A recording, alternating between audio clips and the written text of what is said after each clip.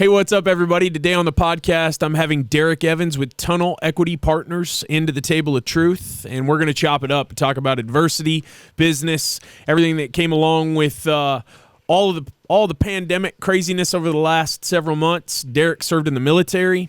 He is a serial entrepreneur, very inspiring guy to talk to. I'm looking forward to today's podcast. Hope you enjoy it.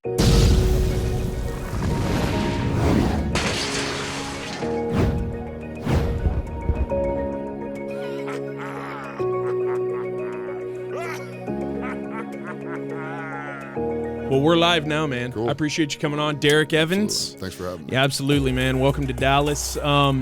We've known each other through social for, quite some time, and I followed along with what you've done, and always liked your bold approach to living life. Thank you for your service, Marine Corps. Appreciate that, man. Thank you. Where'd you grow up? Grew up in the Plano, Texas area. Gotcha. Suburb of north of Dallas, for your listeners that don't know where that is. Yeah. But I guess it used to be a little small place, but it's, it might as well be its own metro area now. So. Yeah. Plano's blowing up. So you grew up there, went to high school there? Yeah, interesting story. I started running into, I started doing extracurricular activities probably around 10th grade or so. Interestingly, through, I don't know, as maybe 6th grade is when it starts, when you have the honors programs and things like that. And I was always a bright kid. I was always good at school, always displayed intelligence. So I was always in the honors, the AP programs and all that. And then I think in 9th grade, the summer of 9th grade is when I discovered marijuana. And from that point on, 10th grade, I got through 10th grade, but I think at the back end of the 10th grade, that was the last time I saw honors programs. At least we could put it like that. And then I made it about halfway through my 11th grade because, of course we had vehicles and stuff then. And, and then they just, they entrusted that you're going to stay at school for the whole period. And little did they know. I was like, man, I see an exit opportunity. And I don't know, man. I don't know what was going on in life then, but I didn't go to school as often as I should. And I got in a bunch of trouble then. And so, it was a blessing in disguise because I went, I all in the same week. I remember I got a minor in consumption ticket, a minor in possession ticket, and maybe I'll even tell you the story after all these charges I'm about to ring out. I got a tobacco ticket of all things. Then I got a DWI and a one of the more stern misdemeanor classifications for assault, all in the same week. Living that good life, bro. Yeah, boy. I don't know. That was the moment in life when it all bubbled up, I guess. But the way I got all those tickets was silly. I mean, I wasn't even doing anything overly crazy. I was just the getaway driver. Oh, and fuck. That's so quick rundown on that story is we pulled behind this old tobacco run. Or Tobacco Row, I think is what it was called, in East Plano. And my buddy had this thing, where he would run in, grab a carton of cigarettes, and run out.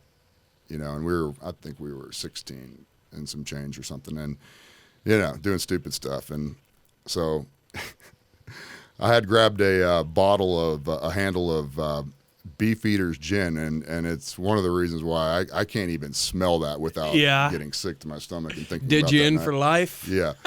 But, I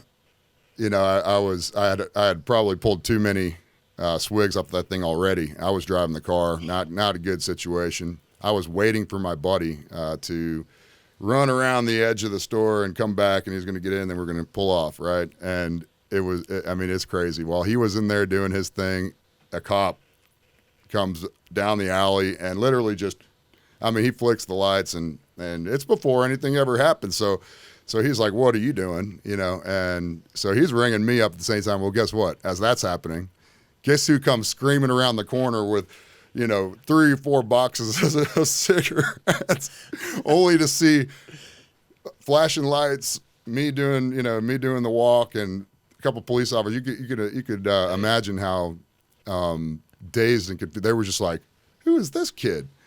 Damn. running right into that. No So doubt. anyways, that's where I grew up, and I got off on that tangent because you said, did you go to school there? I was like, no, because of all of this stuff, I went to a military school. I needed some discipline. Gotcha. So I went down to Galveston and finished out high school there. It was a school program to where you went all year.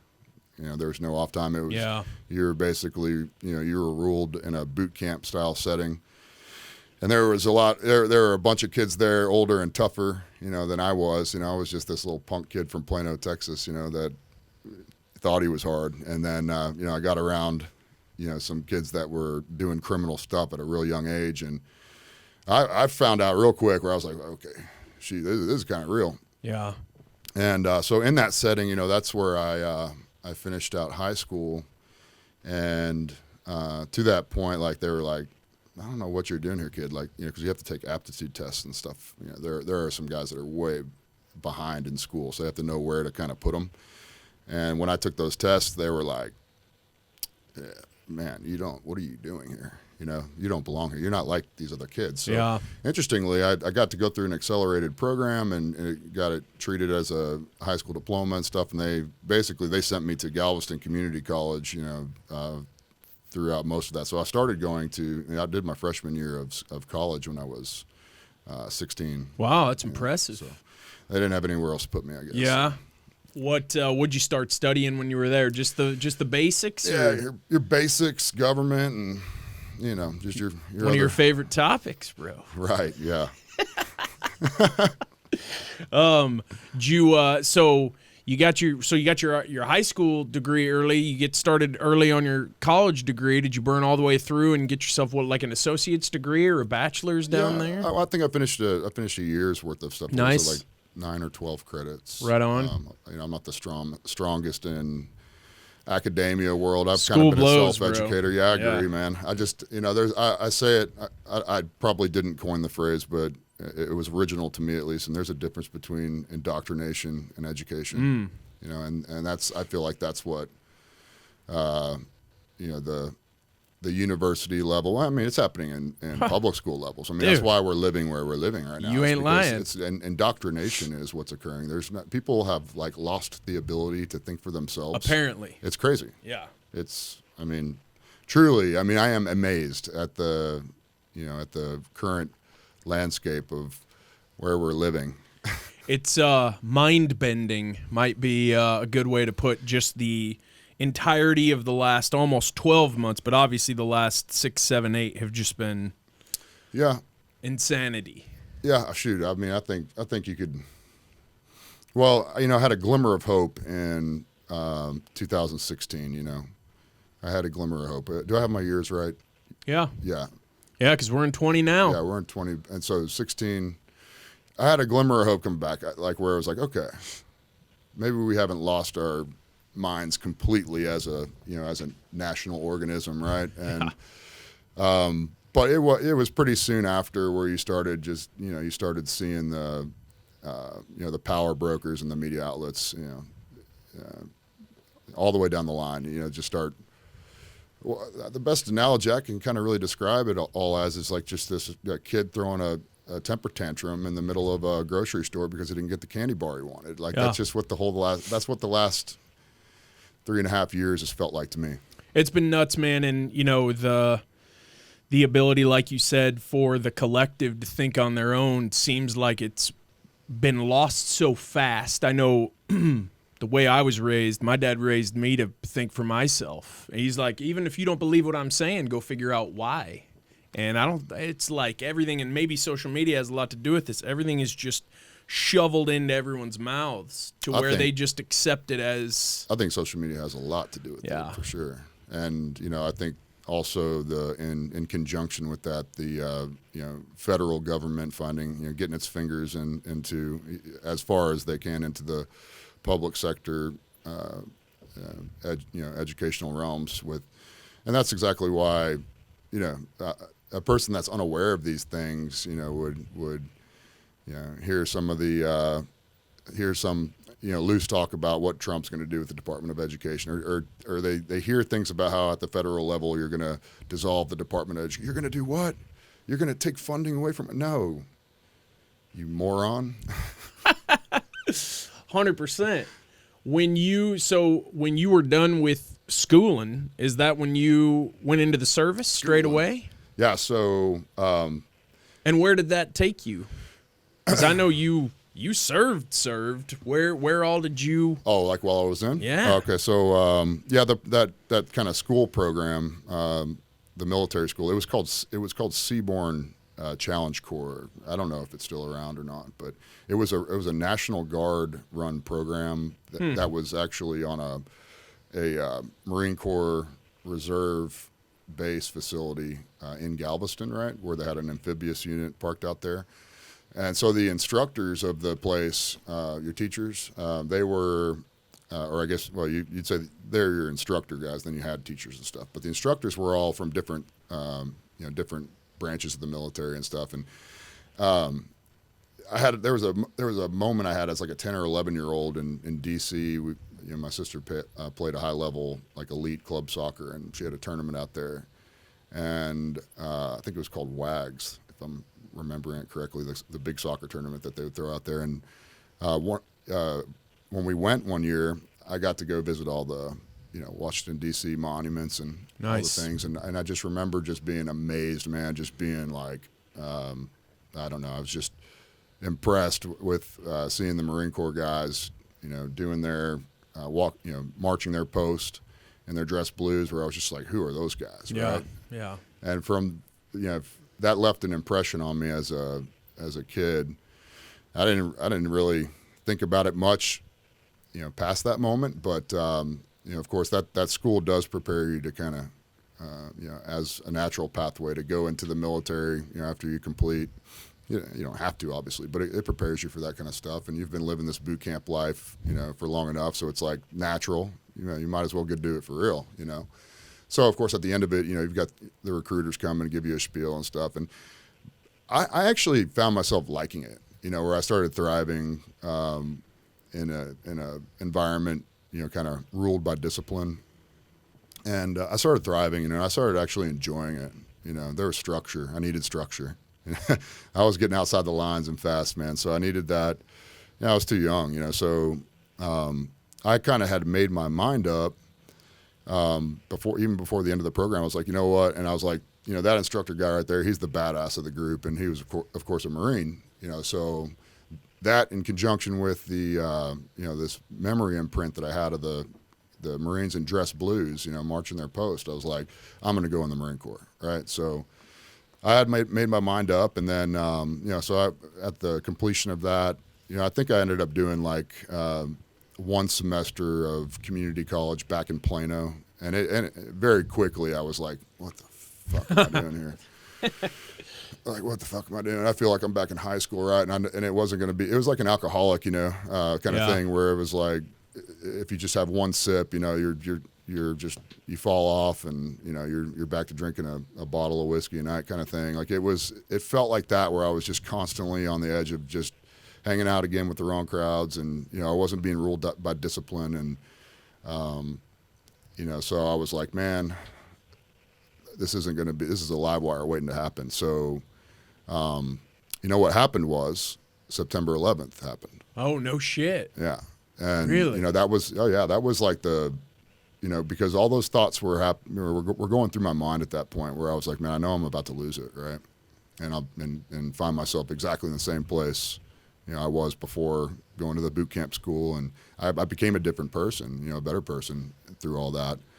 But I felt myself losing, and then September 11th happened, and it was like, dude, that was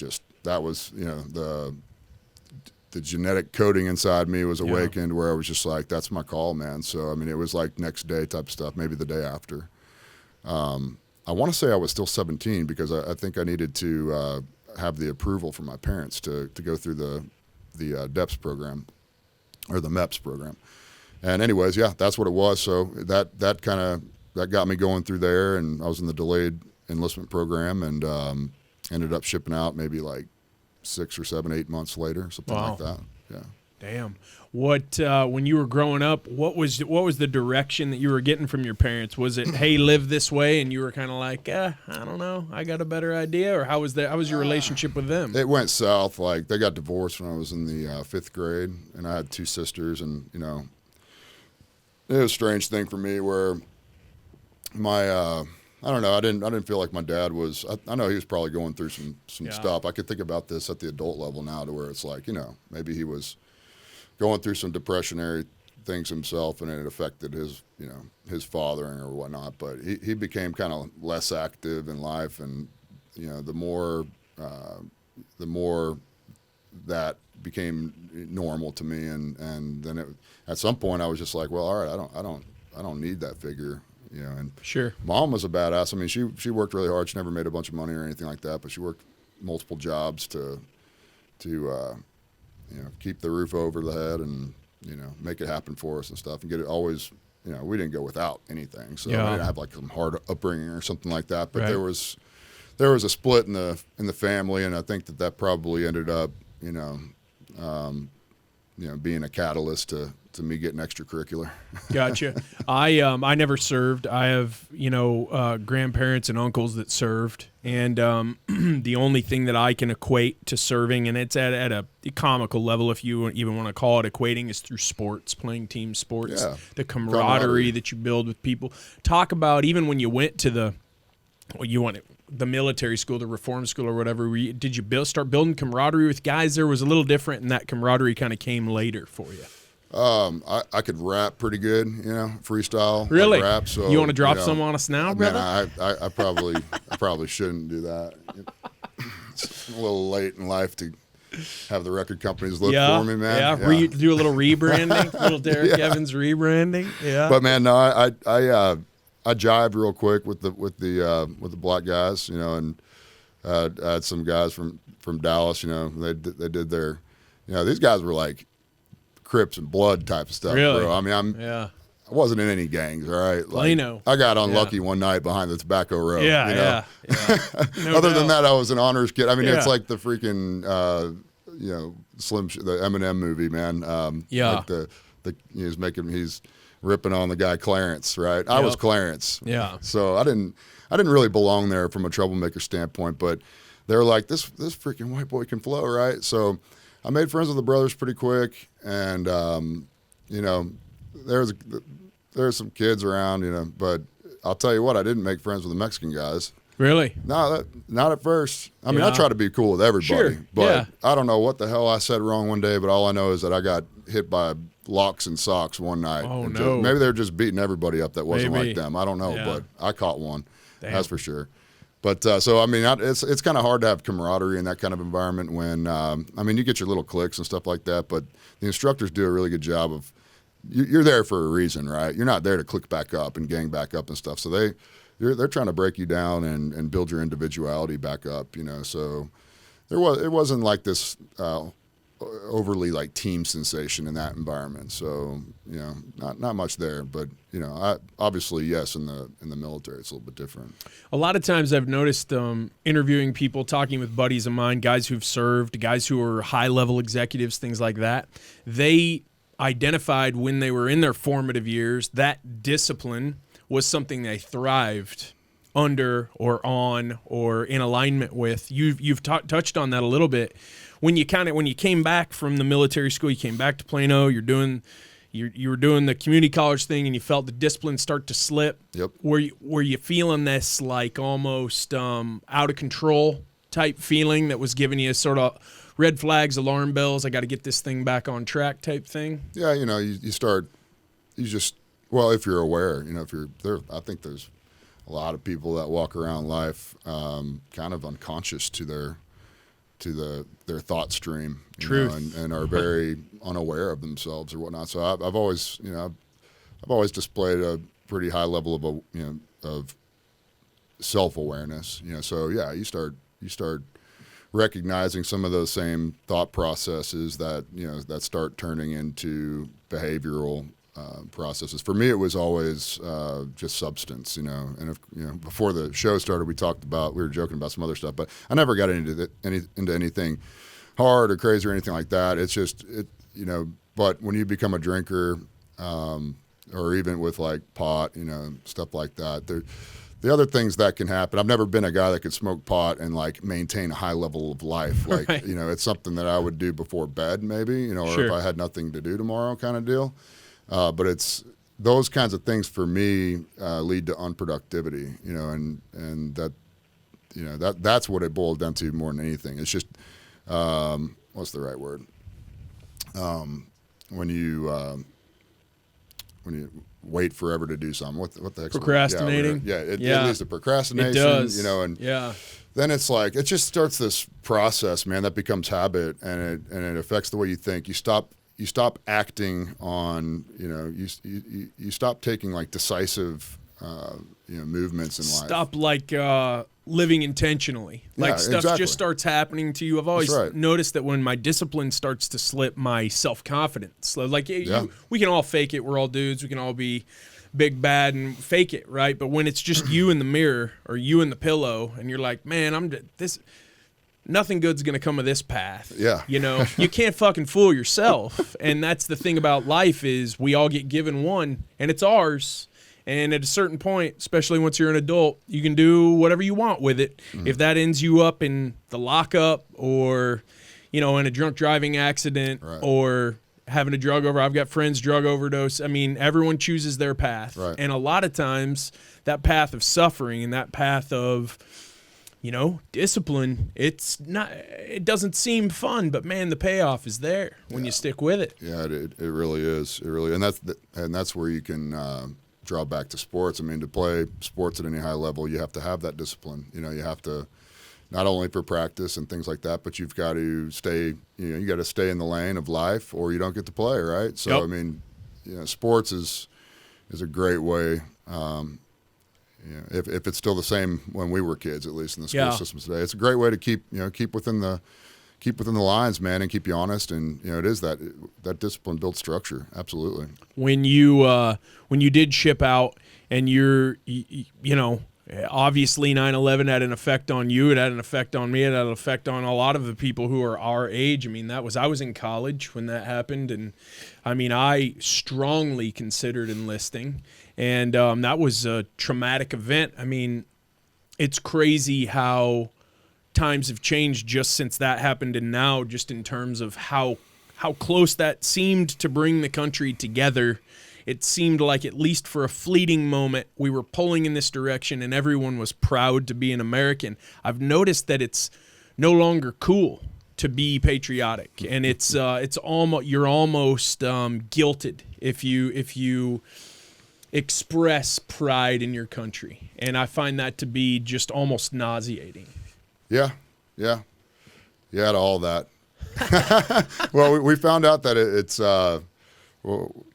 you know, maybe less than cool to. I mean, it depends on who you ask, right? But some of these power brokers in the tech world, you know, as we were talking about before the show started, I recently had my my personal Facebook account, a 12-year-old Facebook account, permanently disabled. You know, just woke up to it one day. Just confiscated, disabled, gone. All the media, pictures, memories, all that stuff gone.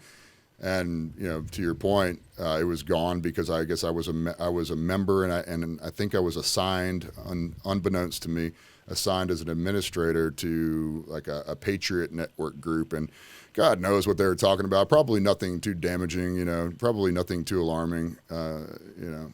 If the FBI is not knocking on your door, then I doubt that you weren't doing anything or hurting anything. But because of that association, and maybe it's just the trigger word patriot that they don't like, I don't know, but I was permanently banned, you know, all of my stuff gone. So yeah, it's a weird, I don't really want to give into that thought. I obviously know what you're talking about, but I see it, you know, I see it more in demographic regions, and I see it to include age groups. You know, and I see the patriotism, you know, of what our country does stand for. I see that very much alive in our age group, you know, and I don't know where the cutoff might be, but probably in people that are 30 years old and older. You start to see a little bit of an erosion of that. People in their, I would say, like, I really am worried about the people that are 25 years old and younger, like right now in this world. I'm really worried about these people. All, the kids that grew up with social media in their hands, and I think that we could boil it down to that common denominator. Really. Maybe so. Yeah, and the overall what would appear to be lack of life skills, just almost no amassing of life skills. They're different, because I don't want to call them. Some of these kids are highly intelligent, sure, and they're really creative, So I don't want to completely bash on them, but there's I don't know, what do we call it? I'm technically a millennial, so which I hate. Yeah, I don't know what's even it's Z or Y and Z. I think Z is the 20 to 25 or the 17 to 25. We'll have to do some. You need a fact checker. I do. Show. Ryan, Google it.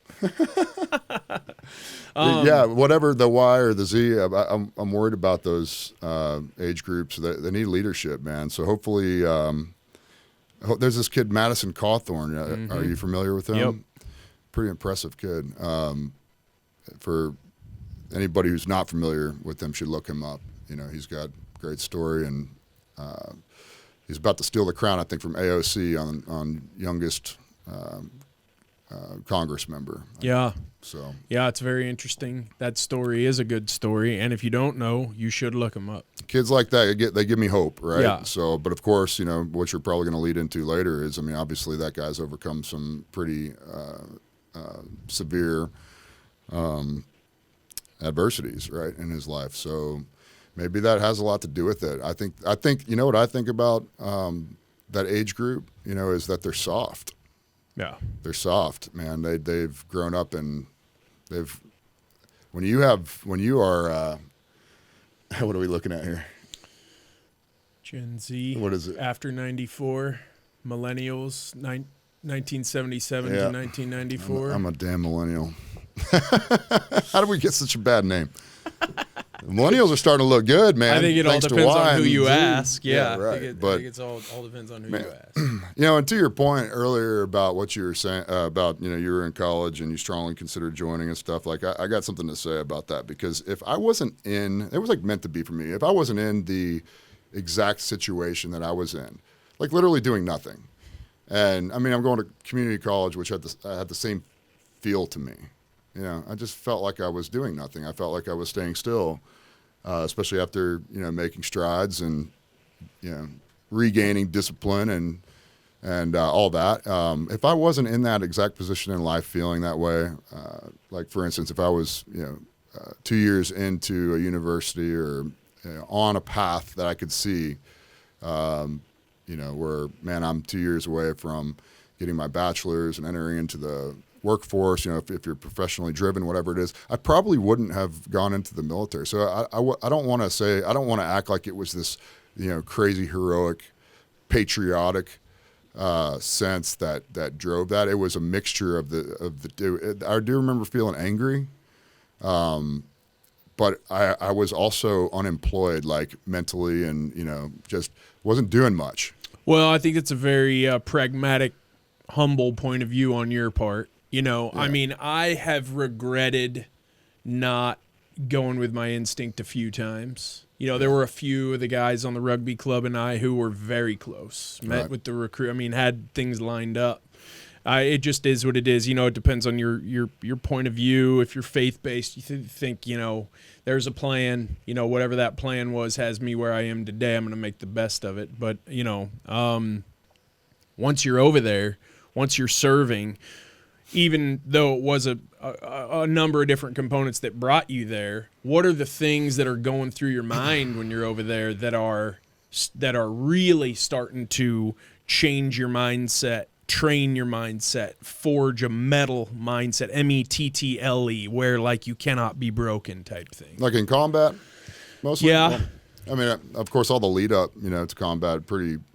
It prepares you. It should prepare you mentally, but you see a lot of interesting things in a combat theater, and I'm also not gonna sit here and play Medal of Honor with you, and claimed to have been doing Delta Force, high speed, low drag, kicking doors down, and capturing terrorists on the most wanted list. I mean, we did our thing, and we saw plenty of stuff. And I grew a healthy respect for roadside bombs. That's kind of the one thing that would scare me a little bit. It's the maiming and not dying aspect of combat, that because guys are starting to get fucked up, and not in a nice way. Like, there goes your arm, or there goes the bottom end of your jaw, or God forbid, leg up to here, or and then so that's something I've always said. That's something I thought about. I never really thought about, like, if I caught a bullet, straight down the barrel in my face or something like that, that's actually the way I would have preferred it. And I can remember, I don't know what the F I was smoking, what the heck the Marine Corps drilled into us, but I can remember, this is back in the era of, this is 2004, early 2004, and we were in Ramadi and Fallujah. And, this is like, I don't know, probably three months or so after the end of the invasion, when Bush did his famous, mission accomplished thing. God, what a joke. And, because the Marine Corps was the tip of the spear for invasion, and, we sacked Baghdad in all of 20 days or whatnot, and hell of an artillery show. But then the Marine Corps, was sent packing, and, the Army was there to do its thing and occupy, and, and by the very nature of the combat strategy of sacking Baghdad, and by the very nature of how that was done and how quickly that was done, and with not a whole lot of thought, it seems, put behind it, that was creating problems that they didn't even know about yet. So as soon as the Marine Corps, went back home, mission accomplished, yada yada. I mean, that's when the enemy that that's when the enemy that did basically just surrendered, and put down their weapons or whatnot, and there was so many of them that you couldn't handle that. So you just turned them away, and they took their uniform off and traded it out for civilian clothing, and picked up the trusty AK-47, and then all of a sudden you've got all types of different combat elements working that are unmarked, that are hard to identify, and so I don't know. It got crazy, and it turned into a guerrilla war type of scenario really fast for the Army. And of course, that's when everybody realized, in fact, the mission has not been accomplished. It kind of just now starting, right? And so they called the Marines started. We pumped back on, and we were on 7-month tours, but the your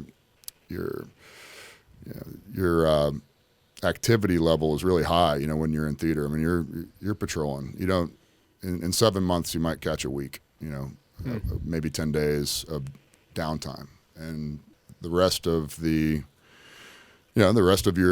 deployments, you're out there, man, you're working. And so, it was just a high tempo thing. So what was your original question? It was like having that mindset you can't break type of thing? Yeah, man. I mean, just what it does to you. I mean, I've never been in the military, so obviously I admire y'all, and thank you for y'all all for your service. And when you hear different servicemen talk about their experience,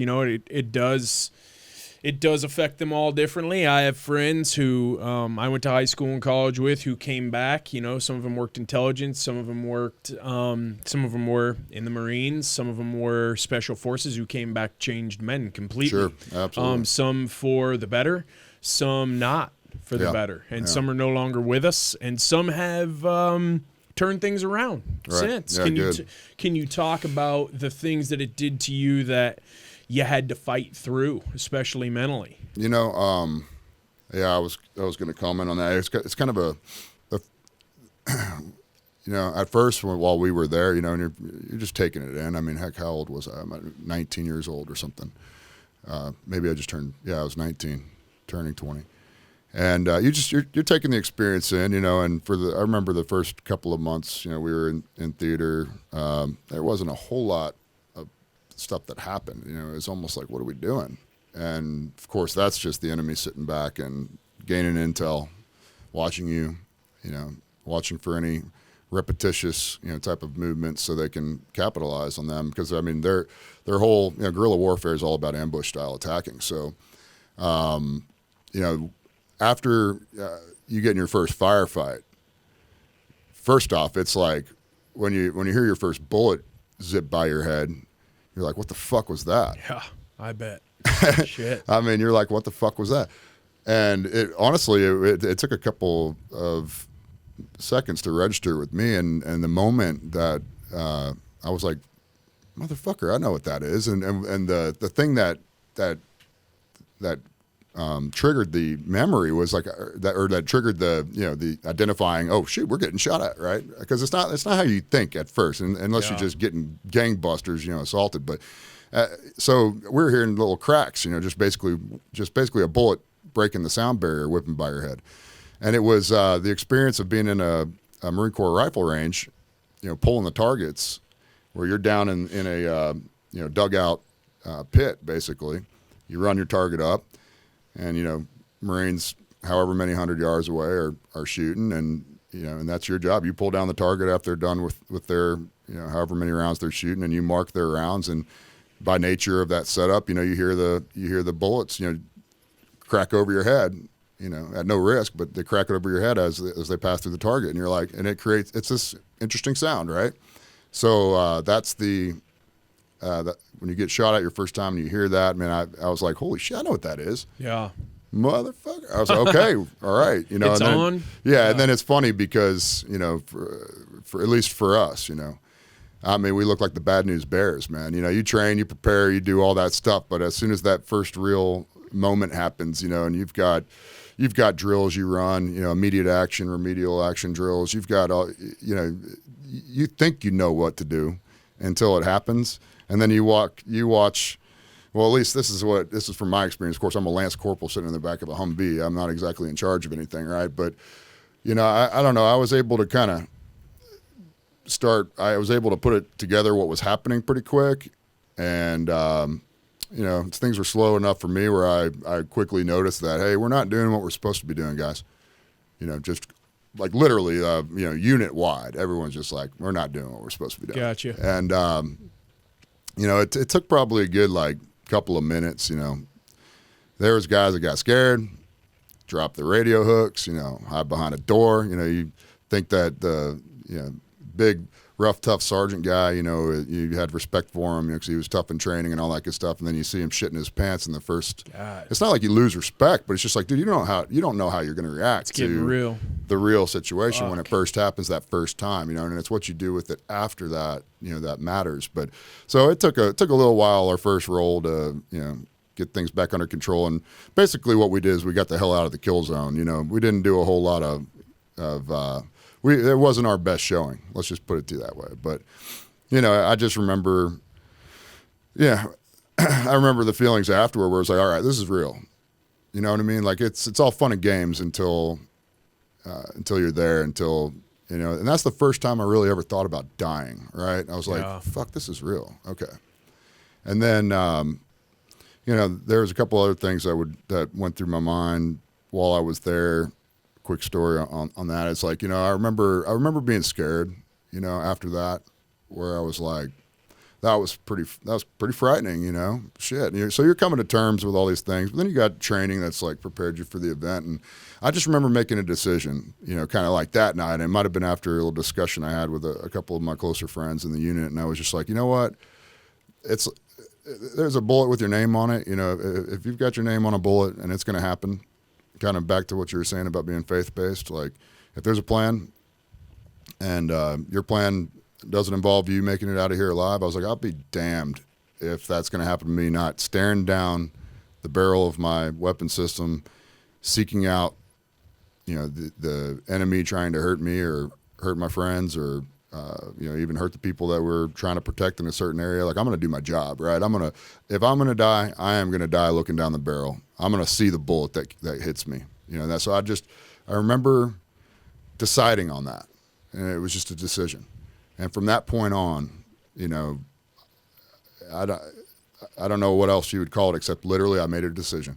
It wasn't like some courageous, I just made a decision. I was like, I'm going to stare down the barrel whatever's coming at me, Yeah. I'm going to look at it, right? I'm going to have the guts to look at it It's and, pretty and fucking react. badass, man. So that was just a decision, you know, for me. And then, of course, I'm sure it's different for everybody, right? Yeah. So, and then honestly, I didn't really think about it much throughout the rest of our deployments. And hell, I remember times after, you know, being in 130 degrees with full kit and you know, long patrols and stuff like that, kind of going crazy enough in my head where you just start screaming at them like, all right, come on, where you at? Come get me.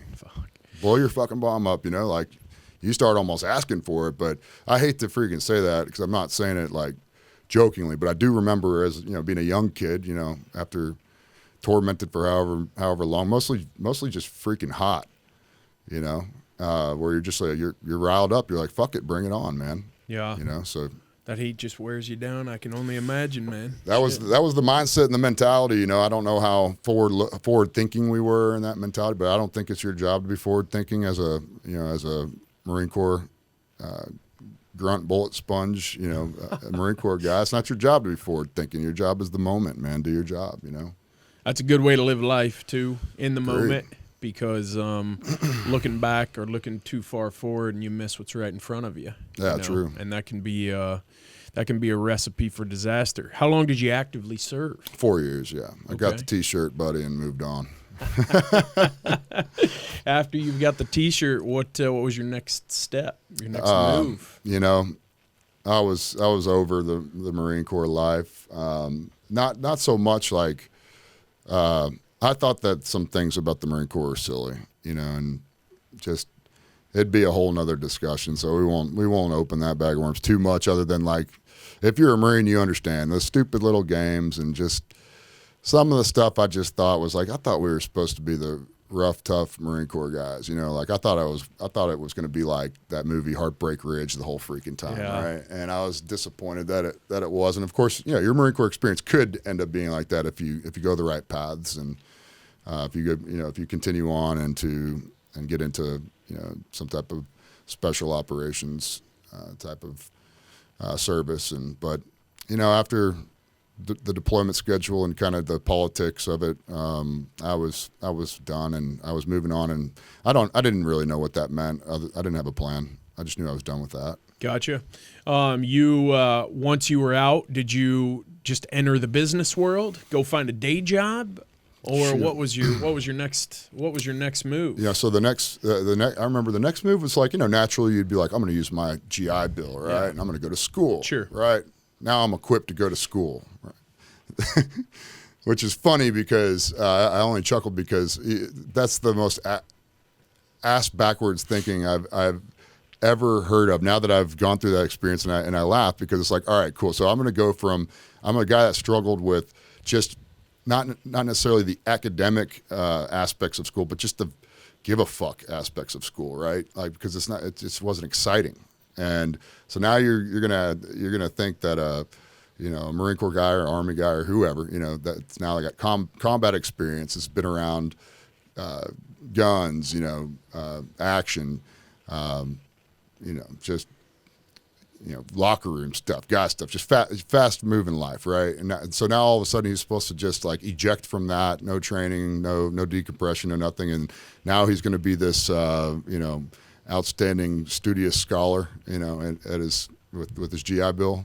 I think it's crazy. Writing theses on philosophy, right, and exactly. things of that nature. So of course that was the natural instinct and path, and I probably, you know, the one thing that you do have at that point is a really good understanding of self-discipline. If you don't, then you miss the mark. You did not take with you from the military what you were supposed to have just imprinted and downloaded upon you.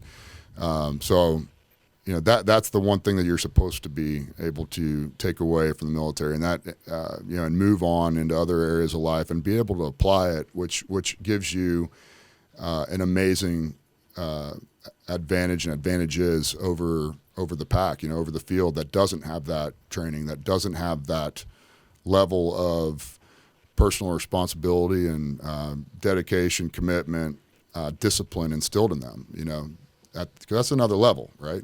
100%. I mean, there's a lot of people who live their lives thinking that somebody's going to walk through that door and rescue me. Sure. And that is not going to happen. The only other people that know that level of commitment are professional athletes. Like, they understand, you know. And of course, anybody that's gone on to do anything just extraordinary, you know, in life, they understand that they understand it takes the 10,000 hours. They understand that it takes mad sacrifice. You know, if you feel that compelled to do something in life, you know, whatever it is, those people that are really driven, you know, towards a specific goal or whatnot, to where they get obsessed by it, you know, they have a natural inclination of that personal responsibility and just discipline, you know. And then what every guy, I think, that and girl that has gone through military experience, and then what they need to realize is that, man, you just need to tap back into that, and you've got an advantage.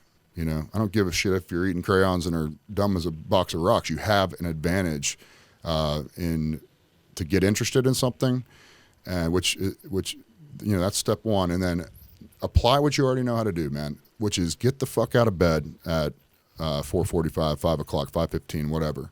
Make your bed and go through the same rituals and routines that you were made to do under the military structure, and do it yourself, and get back in the habit of it, and watch the little things, you know, the tiny little things, like make your damn bed, you know, get out of your bed before the sun comes up. And, you know, the training of that will click back in, and it won't take long for that person to realize that other people don't live like that, right? And, you know, I've got more hours in a day, and I'm excelling faster. You know, I could start at the same position that you know, that everybody's starting at, you know, and with that kind of ethic, you know, by the end of that year, you know, I could be further along than the guys that's been doing it for 5 years. Absolutely. You know, so that's the thing that's instilled in you, that it should be, at least, that you should be able to bring forth towards anything, but and to start, you know, experiencing a high level of success. That's what it takes, you know. So to answer your question, I was going to go to the school path, and it was the GI Bill was just broken, right? It didn't work. They were about 11 months, I think, if I recall correctly. Back at that time, they were about 11 months in arrears to actually funding and paying, you know, what the your fuck, school. man? So it's like, yeah, they use that shit to suck you in. Although I never joined the military for a damn GI Bill. I'll at least say that. But yeah, but if it's promised, it should be delivered. Absolutely. I mean, what the hell? Yeah, part of the benefit plan. I mean, for fuck's sake, how hard is it for the government to execute that? I mean, that's crazy. Well, right? I mean, we just answered our own question. Yeah. So yeah. Right.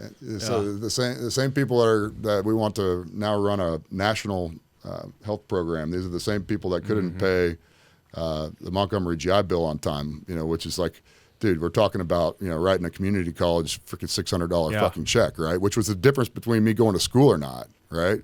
Because that's another thing that happens. It's like, all right, so. That's the distillation of bureaucracy, though, what you just said. Yeah. That is it all in a nutshell. Yeah, no doubt.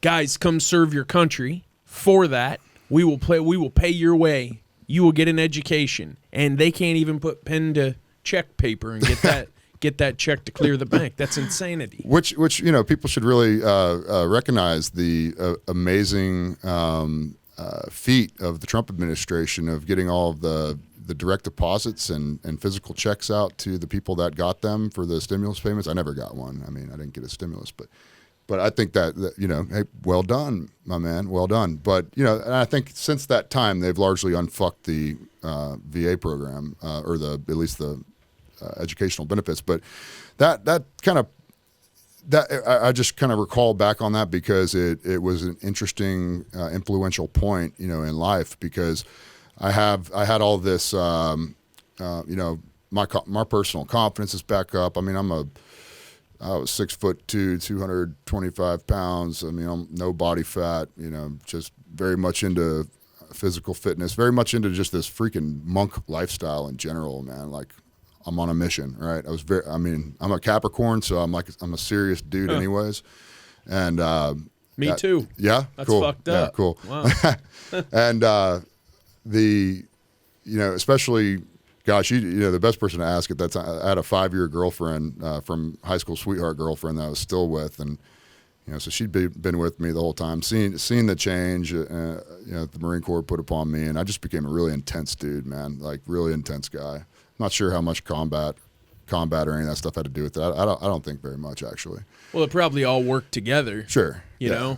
Yeah. That many elements working on one piece of steel sharpens that piece of steel. Sure, absolutely. So I just remember feeling frustrated. You know, I was like, I was pissed off. I was like, what the fuck, man? Because, you know, you go from, at that age, you go from feeling like somebody, you know. I had a rung to hang my hat on. You know, I'm a combat experienced United States Marine to all of a sudden I'm not. You know, so like, what am I? Right? So you go through this little transitionary thing, and what was going to be a college student ended up not being that, because I quite frankly couldn't afford it, because that's another thing. You know, you got 4 years of the military. They're paying you. You got your meal cards. You got, you know, a house. You got a roof over your head. You're supported, right? So now all of a sudden I have to really figure out how to support myself financially in the real world, and without, you know, parentals to draw on. Didn't necessarily have the luxury of that or want it. You know, I remember wanting it a couple of times, and I'm happy that, you know, there have been resources there for me in an extreme emergency, but for the most part, it was like, you're on your own, guy. You know, so figure it out, right? And so because of all those events, I remember feeling pissed off. So I did get a job at like a you know, like a martini nightclub kind of thing in Plano, like the first nightclub concept in Plano, right? I had to do something. So I was standing out at the door. What the heck else was I doing? Dude, I was trying to, I figured it out fast. I mean, look, I got out of the Marine Corps in November of 2006, and boy, that first month felt like an eternity, man, because I wasn't doing anything. I was like, that's not, you know, that's really abnormal from coming from that foreign Marine territory. That was just like, what the heck, dude? It's like, you know, what's that saying about like idle hands, you know? They're the devil's workshop. Dude, where I was just like, 1 month felt like I didn't do anything for a year. You know, so I'd hit the gym and do that kind of stuff, and, you know, work my little nightclub thing, which, you know, I was like, sweet, I went from being, you know, elite Marine guy to nightclub door guy. Cool. I didn't feel good about it, right? And I was upset and angry about the GI Bill thing not working out, because I couldn't immediately start school. I just couldn't afford it. So naturally, the next progression in your mind was, especially when you're living in the Plano area, is to, and boy, I looked around, and Plano had changed. There's the Shops of Legacy. There was all these things going on. You know, the wealth was more outwardly displayed than I can remember growing up around there.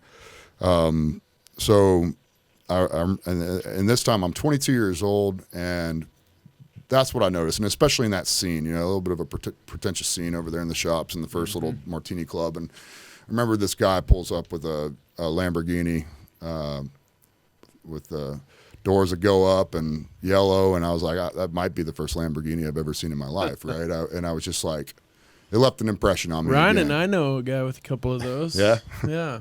That's cool. Yeah, I never turned into a car guy, so it's the strangest freaking thing that fancy car impressed me at 22, and it did. I was like, I want to be like that guy, right? So, you know, I let him in the shout out to Jim Fernandez, man, because that was the name of that guy, and I let him, you know, I kind of let him into the place and treated him like he was royalty and shit, and you know, did that over the next couple of weeks, and that's what I started looking to do. I was like, all right, man, there's clearly successful people around here. Time to network. It's I guess that's what it's called. I didn't know what the hell I was doing. I was just like, I need to talk. I need to figure it out, right? And maybe I can, just through knowing somebody, maybe they'll see something in me and be able to like start employing me. But at that moment, you know, and I draw on that little Lamborghini moment, especially feeling like some level of despair because I wasn't was still trying to figure out who I was and what my new identity was, and how do I stack up in this world. You know, there's all this outward display of wealth and fancy cars and nice homes, and you know, and there's Capricorn 22-year-old me feeling a lot older, you know, in my wisdom than I was in my age, and so I just became hungry at that moment for success, man. I became obsessed with this idea of success. Is that when the entrepreneurial spark? That's it. Yep. That was well, I didn't know it yet, but that was the you know, it was like what happened in my mind was the same thing that happened back in a combat environment, where I literally just decided I wasn't going to be scared. You know, and at that moment I was like, you know what? I'm making a conscious decision right here, right now, that I'm going to be successful. I'm going to be like that guy, right? And just, I don't know, you know, you go into God mode, you know, with your eyes, man. It's like, I don't need 6 hours of sleep anymore. I don't need 5 hours. I need 3 hours of sleep. So I after, you know, over like a week or two, something like that, I talked enough with this guy Jim and figured out what it was that he did, and he was a oil and gas broker, you know, which I had no idea what that meant at the time. And I'm pretty sure that's exactly what I said to him. I was like, look, I have no idea what that means. Do you need a degree to do that, right? And he said, no, you know, you've got to pass your securities exams, and you've got to do that. But you know, it's sales, right? You got to be a good salesman. I was like, well, I've never exactly sold anything before in my life, so I was like, but whatever, man. I'm in God mode, right? What's it take? Show me, right? And I felt capable, you know, and that is the gift that the Marine Corps gave me at that young age. Like, I felt capable. I was like, man, I've come from doing all this shit, you know. I felt like I could run through freaking walls, whatever it was that you wanted me to do. I felt like I could do it, and I saw a path, right? So. He tells me to give him a call at Monday morning at like 11 a.m. sharp, right? And I'm like, okay. So I remember we were on the road. I was in my mom's car on the road out to Lubbock, Texas, to watch my little sister graduate from Texas Tech. And I pulled out my phone at like 10:45, like a good Marine. He's always 15 minutes early, right? And I called this guy, Jim, and I said, hey, it's me. I don't know if you remember me or not, but. And he's like, oh, I didn't know if you'd call or not. I was like, no, I'm very serious, right? So, you know, he sets me up with my first interview, basically, and he had to wear a suit and tie, you know, to the interview. I didn't have a suit and tie, right? And I was like, shit. And I didn't have much money either, and so that kicked off the whole thing. I you know, I'll spare the long dramatic story of, you know, scrounging every cent to get suit and ties and stuff. You know, I got one suit and I got like 3 or 4 different shirts and a couple of ties, so it looked like I had, you know, different setups, right? And I only did that after the first interview because I thought it was like a one and done kind of thing. And so they'd put you through a process at that joint, man. So I sat down with the guy and you know, suit and tie, and they asked me about my sales experience and background, which I was like, none, you know. What do you know about business? Nothing. What do you know about investments? Absolutely nothing. I was like, I could shoot the fuck out of a machine gun, though, man. That's awesome. You know, and I remember, you know, they asked me a couple of other things. I was like, and I just looked at them. I was like, look, man, I don't give a shit what it is, you know, how hard it might be for whatever the spiel is. I'm going to do it, right? And, you know, whatever I said closed them enough to say, all right, well, call this guy at this time and set up your second interview. Make sure you wear a new suit and tie. And I was like, fuck, I don't have another suit and tie, right? So I was like, I don't know how to go get a couple $100 real quick to get a new suit. I'm just going to have to wear this suit and a new shirt and tie, so that's just going to have to work for you people, right? And they tried to make me do a third interview, but I was like, dude, let's do this. We doing this or what? Yeah. I don't have the fucking money to even make it freaking from home, you know, gas money. And the Martini land isn't paying that great. You know, I was like, I'm freaking hungry. I'm ready. What do we need to do? So they liked that. And they were like, welcome aboard, kid, which they were going to say anyways. You know, that was just a damn gimmick. Oh, yeah. It was a freaking commission roll, bro. Yeah. So it's no sweat, right, to hire a guy and give him a crack. But it's a cool process because it really did. It made it feel really important in my mind. It made it feel, that more special in my mind. So, which was a good thing. But that kind of got me into the business environment, and I saw exactly what a broker did at that point, and I'm actually still amazed by the old school brokerage community.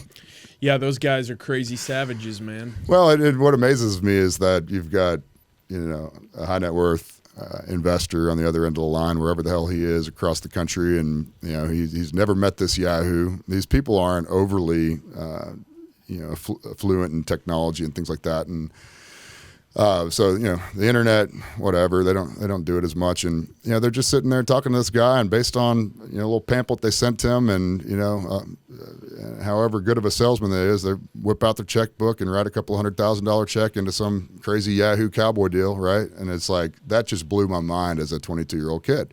It still does today as a 36-year-old actually, but. So that got me involved, man. That got me going in the direction of life, So that's when, that is the moment when the entrepreneurial kind of gear started grinding. And you would probably qualify or classify yourself as having become obsessed at that point. Yeah, I was very, very driven by money at that point. Sure. Very, very, because that's what I thought success was. That's what I thought success was. Sure. That was, and that's where I was at in my personal development, right? I thought money meant success, and I have a different idea of what that means today. But at that age, man, the background that I came from, and like I told you before, it's like I never really went without, but I also had the Bugle Boy shirts, not the polos, right? Okay, so you bet. Yeah. I never had the red carpet life, and for the first time in my life, I was like, I want the red carpet life. I want to know what that feels like, right? And so I became obsessed with that. Yeah, and in sales, man, your success comes down to what you're willing to put in and what you're willing to put on the line, and that has a lot. Very, very similar to success in the military, success at a high level of athletics. If you are the first one to the gym and the last one to leave, same with the call center. No doubt. If you are always honing your craft, becoming better at that salesmanship, tradecraft, the sky is the fucking limit. That's what a lot of people don't realize. And it's weird, too, because I hire sales guys, too, all the time, that the first thing I need to hear or see in someone's in their eyes, on their countenance, is when they say, this is commission only. Yes, it is. Yep. Well, I don't know. I say, cool. There's the door, because this is how I'm a little more kind than you are. Well, but I hear you. You got to be you got to kind of have a hang your balls out there attitude to be successful at sales. It's an interesting thing, and not only because I've never actually, I take that back. I'd sold probably one thing in my life, and it was like somebody sucked me into the direct marketing, like Amway or something. Even better, man. Oh no! Oh, and you know what, dude? It was actually badass. It was actually badass products. The Cutco cutlery. Oh, all right, yeah, I got sucked into the Cutco scheme. And those knives were awesome. I actually did close a deal in my life to my stepdad. All right, gotcha. When I was like, I don't remember how old, 14 or something, maybe 15. I closed one deal in my life of a Cutco cutlery thing. So I did have one sale to my name. There right? You go. Going into the brokerage community, but other than that, like that was the extent of my sales background. So I didn't know what I was getting myself into, right? And I'm for fuck's sake, I'm not a overly outspoken person at that stage in my life. I'm that like kind of like I wouldn't say silent, but just not overly talkative, stoic kind of like Marine guy, right? Didn't like small talk.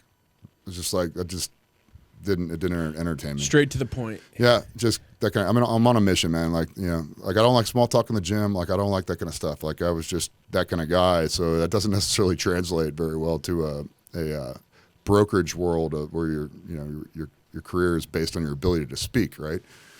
So there's things that I had to get over and learn and stuff.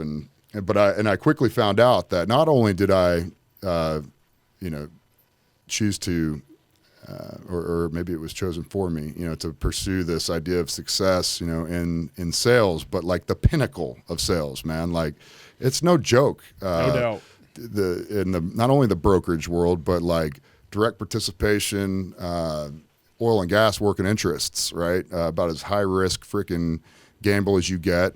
There's absolutely nothing logical about the investment. It's high dollar stuff, and you're dealing with the only people that can cut those checks are really successful people, which are, look, it's not every 22-year-old can call up a guy like that and convince him to put money into an oil deal. It just doesn't work like that, right? So there was a lot of things going against me in that finding success in that area and down that path, right? So, but like you said before, I was obsessed. My eyes were in God mode. There was nothing that you were going to tell me that I couldn't do, and it is exactly what you said. It's the guy that gets there first, the guy that leaves last, the guy that's not afraid to put it in, the guy that stays during lunch, the guy that's always honing his craft. And to all those points, I'll tell you that my path was this. First off, to get to the point where you're even on the telephone speaking to an active pulse that could potentially write you a check, you had to pass your securities exam. So part of this, was 8-week study in a cubicle, thick, attorney bar exam style books, where like Series 7 type of stuff, except ours was 22. It's just mainly about direct participation entities, partnerships. So gives you a good, decent understanding of the financial, background of how these things work from a tax perspective, that kind of stuff, which is good. You need that.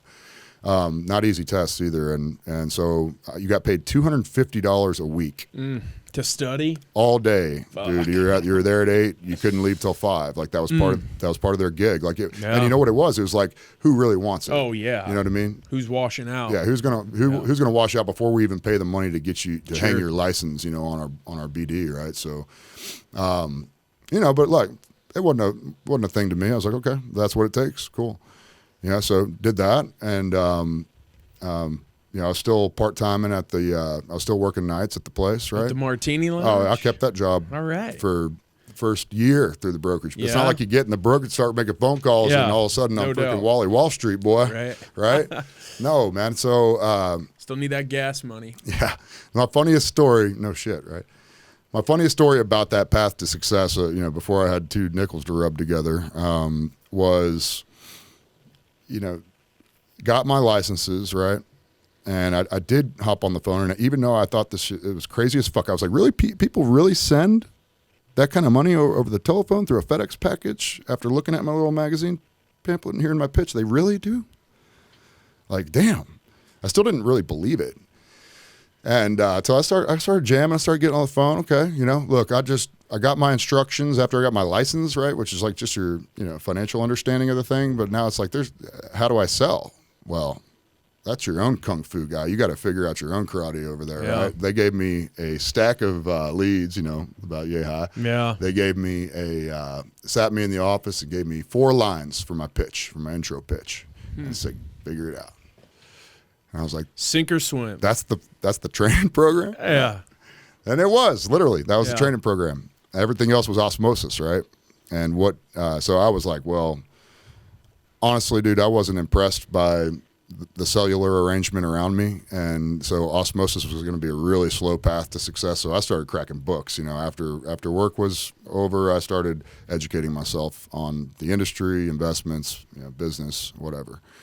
And so now I've got the hot button words, flowing in my head. I don't know if I understood the true meaning of half the words I was saying on the telephone, but whatever happened, I got a guy on the line. I'll never forget him. I almost even remember his phone number. I won't say his name on this thing, but got to get a guy on the line, get him interested, send him the package. Everybody was, the day I was supposed to call him and go through the information and get him closed and everything like that. Like, everybody thought I was getting stroked, at the brokerage, all my VPs and stuff. And I'm like, so, I'd been there a whole 6 days on the phone, right? And they took me at some level of seriousness because my stature, the way I looked kind of commanded that. But at this, when I dropped this question on them, they all laughed at me. And I was like, can somebody show me how to fill out the paperwork? Because I'm about to call this investor, right? And I'm about to close them on this deal. And they were just like, they just laughed at straight up. They laughed at me. I was like, no, I was like, I'm serious. Freshman thinks he's going to make varsity. Straight up, yeah. Well, imagine their freaking dismay when about 4 minutes later, after calling Dwayne, I said, look, everything that I told you on the first call, it's all in that book. It's verified 100%. You know what? You could check it out later. But what I need to do right now is show you how to fill out that paperwork and that check for that half unit that we spoke about. It was like a $50,000 investment. And the guy goes, okay. And he just does it. Yeah. So these guys were like, they're teed into the call. And they were like, fuck. They were like, what the fuck? That's awesome. They're like, that doesn't happen. You're so, a natural born killer, man. I guess. I mean, I don't know. I got lucky or something. More phone calls you make, the luckier you kind of do. Well, there's a lay down out there everywhere, right? Well, yeah, blind squirrel finds a nut, all of that. But if you were enriching yourself, I mean, I'm sure you read, what'd you read? How to find friends and influence people and all those types of salesmanship books and all of that. Bro, I'm a weirdo. Like if you ask, like, as I've gotten even older, I realize how freaking weird I am next to normal people. But we all have our things. We all like to collect things, and if somebody asks you like, what's something that you always wanted, a lot of guys would ring off a Ferrari or some shit. Like if somebody asked me like, what is something that you always wanted, dude? I want like this badass circular library with like the ladder. Yeah. Yes, straight up. And I have like a mini version like that now at the house. Nice, right? Man. So, Good for you. I've accumulated enough books to almost fill that sucker up. Like that skylight that comes through like on Lord of the Rings when Samwell's in there. Mine's even fucking cooler than that because you can hit a button under a cabinet and what you thought was a bookshelf opens up and then there's bank vault, bank grade, vault doors that opens up into like probably about a 400 square foot armory. Yeah. And that's concrete reinforced, bomb proof, man. Awesome. So my library's pretty cool. It's not your grandfather's library. No. Yeah. Unless your grandfather liked guns. Unless your grandfather was Bruce Wayne's butler or some shit. So you're getting the bug, you're selling, you're obsessed, you learn that business. What then inspired you to strike out on your own? Fuck. It was truly one of those things where you saw the process, and man, and it's like, man, in the oil and gas industry at least, okay, one of the hardest parts of the process is raising the capital. It's because it's not that it wasn't hard for me to think about once I completely understood the capital end of the deal. It wasn't hard for me to see past that, and of course I'm one of the weirdos that in my spare time I was reading the memorandums and stuff too, right? Who the hell reads that? The investors don't even read that. That's why they invest. But I would read the memorandums, and the place I was at, I was just like, man, there's a pretty massive failure rate on these things. Like I can't sell something I don't believe in.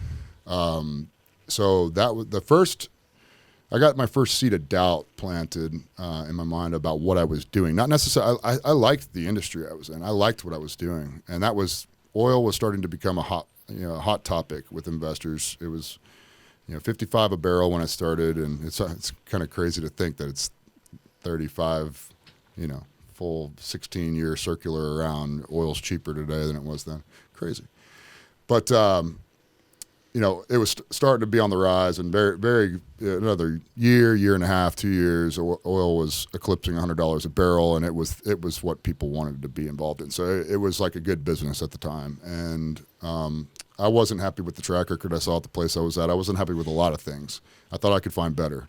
So, and I was starting to become recruited at that point because what breaking that one deal down, that quick did is made me believe, dude. I bet. I just started believing in my own ability to do this, right? Yeah, you can tell when someone who's selling you isn't just doing it because it's a job. Right. It's almost part of their fabric. It's a game changer. I was like Keanu Reeves in The Matrix. Yeah. I just learned kung fu, motherfucker, right? And it happened fast. So, Awesome. and I was like, because like I said at the beginning, I wasn't overly impressed with my peers, that were around me, and my peers, these were the guys. They weren't driving Ferraris and stuff. There's only a few of the guys around there, flossing like that, and of course they'd use them as recruiting tools. Exactly. I figured out the game. Oh yeah. A little bit later. I'm sure you did pretty quick. How I got sucked into this thing. Yeah.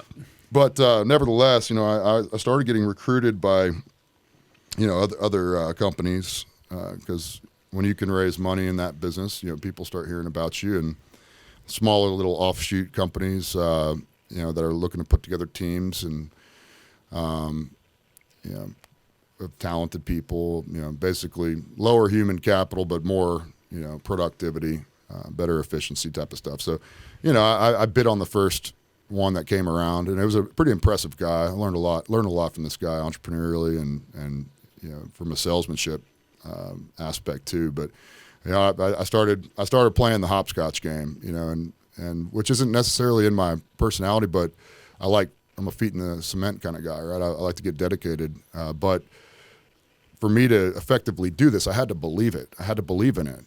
If you couldn't show me a track record that was, that I thought was respectable enough to advertise and put my own personal, stamp of approval on it, and then passionately pitch to investors, because boy, it's not some like calm conversation to get somebody to cough up a check like that. That wasn't my style. You're not just shooting them a text. No, I mean these days, but no, back in that day, bro, you got on top of the desk and jumped up and down, and I mean it was like Wolf on Wall Street. Yeah. Is how you sold this deal. And if you didn't put that level of animation into it, that was the difference between a guy making $80,000 a year and a guy that can do whatever, $500,000 more, what. So really, I did that a couple of times is what it boiled down to. And I kept running. I ran into the same thing over and over again, and that's I could sell this thing, no doubt, but my belief started kind of going down because oil is a high risk gig. And for some weird reason, it attracts a lot of funny people and dishonesty. There's dishonest people everywhere, but for some weird reason, it felt like there was a lot of dishonest people hanging out in the oil industry. And it only felt like that to me as a kid because of what was going on in the oil industry, where you've got oil spiking to 100 a barrel and more like that. That in its own right attracted some of the more opportunistic types. And then the opaque nature of that business anyways, like the fact that it's intangible, you can't see it, man. You can't see what's down there. It's super high risk. Everybody knows that. So it's like almost like you can hide behind that, from the promoter standpoint, and almost never assume the responsibility of the failure, and take it like personally, where you can always blame it on something else kind of deal, right? So it was really a bunch of failures that I was attached to that I was like, you know what, man, I can do bad all by myself. Right? Like for real. That's how I simplified it, and I was like, I see what you're doing. I mean, the hard part of this is making the 300 calls a day, 400 calls a day, and finding the qualified investors that'll do this thing. Qualified financially and crazy, you got to be crazy to do that. So, yeah, it's a select demographic. No doubt. You got to make a lot of phone calls to find them. And the business end of it didn't seem overly complicated because, from a developer standpoint, you go out there and you hire a geologist, or you go out there and really from some of these investment promoter guys that I had been around, I mean, their idea of entrepreneurship is a glorified salesman. They go out there and find an operating company that's got a prospect that needs somebody to raise money, and they could stamp oil company, by their name all of a sudden, and totally leverage this guy, this oil operating company that may or may not do what they say they're going to do with the money. I mean, you're just a glorified salesman at that point. No offense to any salesmen out there, but I have a hard time calling that guy an entrepreneur too, because there's not a whole lot of creativity, going on. You're not really creating anything. You're taking somebody else's product, you're putting a markup on it, and you're selling people. All right. Yeah. So I saw that basic construct of an industry, and I was like, that's not rocket science. It was. I could think about that at 25 years old, and I could do it. I knew I could do it. So I said, "See you guys later. I'm going to start my own company." Which, of course, they did the same thing to me at that time that they did when I said, "Hey guys, I need to know how to fill out paperwork because I'm going to sell this guy, and I don't know how to do paperwork." And they laughed at me. You'll be back, right? You're going to do what? Right. There was this freaking bizarre concept to them. I was like, I don't know. Maybe you guys are just pussies or something. I don't know, but. I'm looking around and I'm like, this doesn't seem overly difficult, right? And but you had already overcome your fear of fear years prior. No fear. And so when you realize, like you've said several times during this podcast, how that elevates you when you compare yourself to your competition. The role fear plays in people's lives is out of control. I mean, it's insane. So you're not afraid. I'm going to go start my own thing, and you're off to the races. Bear in mind, that these war stories that we're talking about here are a 25-year-old, and younger at that point in life that really hasn't endured any real battle scars yet, right? I'll take that back. There was a little thing that happened. I'm sure you've got your own stories about it. But in 2008, when we went through the financial crisis, and there pretty much every industry was not the industry to be in those times. Doubt. Some took it a little bit worse than others, and oil will always be the redhead stepchild of any crisis. You get slammed. You just. Being a lifeblood of an economy and a commodity that's just, that's got that level of volatility, any fluctuation or major change or major crisis or anything like that happens in the broader global markets is always going to matriculate down and multiply at that level in the oil commodity space. And man, oil went from 147 to 33 in a matter of like a month. Wow. Something to that effect. And, of course, we could look at a lot of different industries with the financial crisis. The oil wasn't special in that regard. Man, that was a really crazy time. No doubt. Devastating. So that right there, because I had experienced some success, right? I meant to bring this back up, and I had felt like at that point in my life, I was 24 years old. Remember, I was consumed with the money being the idea of success at that point in life, and I knew what it felt like at that point in life to make $40,000 in 1 week and do it the next week, and make serious piles of money, right? And I'll tell you what, I learned a really life-changing lesson through all of that, because when I used to think the way that I thought then, money was more important than people, and that's exactly I made. You would never think otherwise after meeting me. If you're a stranger and met me back then, you would probably call that guy's a major asshole, and I was. I needed an adjustment because my idea of success was completely disproportionate from what it really is. I mean, it was just out of whack. I mean, I was money driven, and I wouldn't even call it success driven. The one line I've never crossed when it's come to money is doing anything against the law for it. Like, all right, so there was that. I've got good sense of morality, but money was more important than people, and I lived like it. And I'll tell you what, anybody who operates like that in life, take their money away from them. See how big they are then. Yeah. Which is exactly what happened to me. And, financial crisis, a big lever of that, but living like an absolute jackass, the other lever of it. So, after all this is why I lost I became disenchanted with the idea of, Ferraris and Lamborghinis. And, my ideas of success totally changed after, I was done learning the lessons I needed to learn through all of this. And luckily I was young. Luckily I was 24, 25. And, so because what had happened is I went from, thinking I was hot shit, to financial crisis occurring, the brokerage community all but disappearing.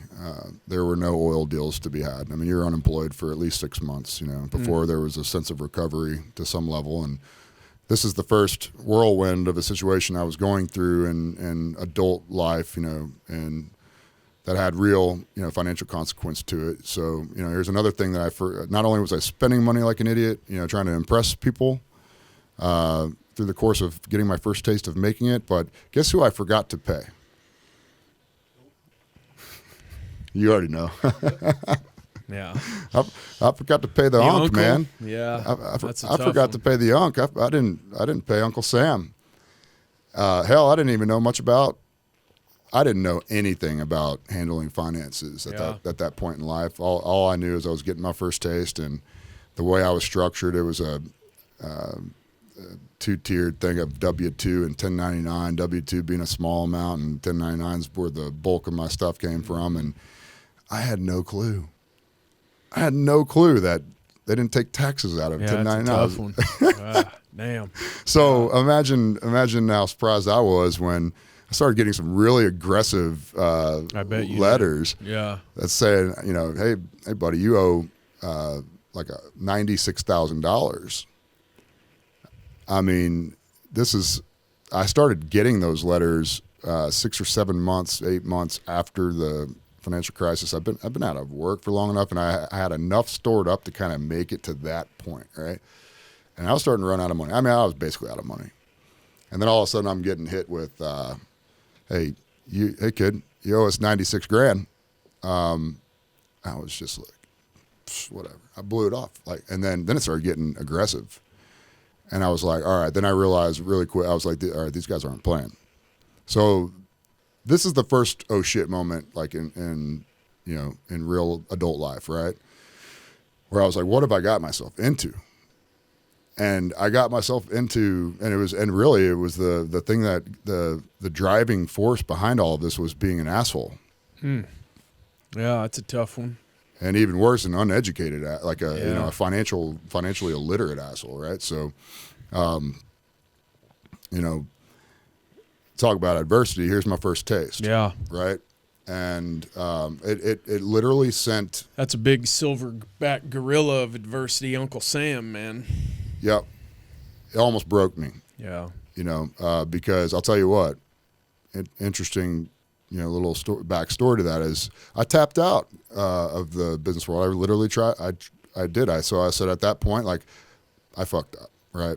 I don't know if I see a path out of this. So I was going to rededicate my life to the military. But I was going to go into a higher prestige, branch. And I all of a sudden I had it in my mind that I was going to go and try out for the teams. That was going to be my escape. So I'd go through. I started preparing my body, and I at least knew I could still do that well, right? And I started doing all these things, man. And I'll tell you what, I got to a point where I felt like I was conditioned enough to go take that on, and I even contacted the recruiters and everything, and started the process, except to find out that literally it maybe been 6 months prior, I don't know, a couple months prior, that the Obama administration had cut off any enlistment activity from prior service. Like if you had a break in your service, they wouldn't take you. I thought that was bizarre. I thought that was so bizarre. Yeah. Look it up, check it out. It's true. So by nature of that, couldn't do that. So it's like, all right, I gotta freaking face the. I got to for real face the music, which I had been running away from the problem for a long enough time, and I think everybody could probably relate to that. You get a big enough problem in life, it's pretty easy to run from it. No doubt. And I didn't have a choice at that time, so I had to face it, right? And so I had to somehow find that that old mentality, that mentality that I had, when I was having some initial levels of success, and I had to refigure out how to do it without being an asshole. All right. And I had a friend of mine that's just kind of been this guy that's like always kind of been in my life, like mentor-y kind of guy. Interesting. 10 years. Gonna ask you about that. 10 years my elder. Talented sales guy. Freaking talk your ear off like I will these days, and he's taught me a lot along the way, and so he scooped me up. He had this idea he was going to start his own gig. Right. I hadn't owned anything yet at this stage of my life, and I was like, you know what, man, I'm not doing anything else. I'm down on my luck, feeling like shit, depressed, don't believe in myself. All right, cool. I needed somebody to follow, right? So scoops me up, gets me back in the game, and he goes off. He's venturing off on his own at this point and do his own small oil and gas company, right? So I'm like, all right, I was like 1 foot in, 1 foot out kind of thing, but, got me going back enough. Started getting some success back grinding. The markets were starting to recover a little bit. I started feeling what it felt like to have a little bit of breathing room and money in your pocket. Still had the big problem with the Uncle Sam back there. Yeah. That I was literally too scared. I was scared to walk by the mailbox, man. I mean, I was avoiding it, right? And something had happened between us, and look, I knew it was the mounting pressures of a lot of that situation more than anything. And I was like, I got to go big or go home. And I had just helped this guy start his thing, and I was raising money into it. And honestly, I did some of the freaking groundwork of like the legals and seeing what he did. I was there, so I was like, I could do this, and it was. I'm remembering back on it now through this conversation, and it was a major. I thought it was really major at the time. Of course, it was. It was a major thing. So I started my own gig. I started Veteran Oil Partners, which is still an active company that manages assets. I started that in 2010, and I started that in my apartment, and at the time I didn't even have a functioning vehicle. I didn't have but back to basics. Didn't have but a couple cents to rub together. Didn't really know how I was going to pay, my next month's rent. So basically that meant that this thing had to work. And I borrowed $5,000 off of my a Marine friend of mine's mother. Bless that woman's soul, man. She was my springboard into my own things, right? So she get that little bit of money helped me buy a phone, a desk, a computer, everything I basically needed. Printing materials, prospectus. I found a project. I found an oil deal. I arranged enough of a contractual thing to where I was like, they'll give me the rights to it for this long, and if I could deliver a certain amount of money by a certain day, then it's mine, and I can continue to finish out raising the rest of the money, right? So got to work, and 3 months later, made it all happen. Maybe it was 3 or 4 months. Got the whole deal wrapped up, got it closed. It had a sizable enough payday for me. I was able to pay off Uncle Sam over a series of a couple of months.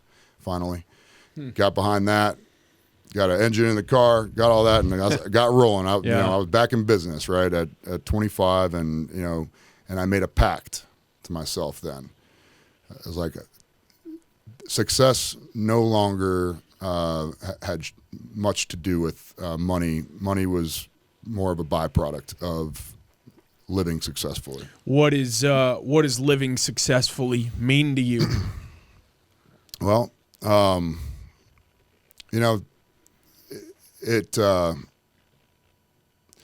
it became more about accomplishment. It became more about because of course now we're talking entrepreneurial, right? Like you're making things happen, you're creating, you're developing.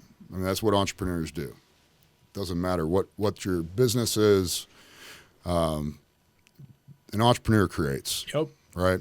And that's why I have a high level of respect for anybody, that's entrepreneurial and has enough belief in themselves. I don't care if it's something small, that you're making bottle caps. Yeah. Right. Yeah. Yeah. Little, I don't know, you're printing coffee cups or you're, making little koozies or sleeves for a drink or something, whatever it is. It doesn't matter, man, because it's cool. You're creating. And then you have enough belief in yourself to,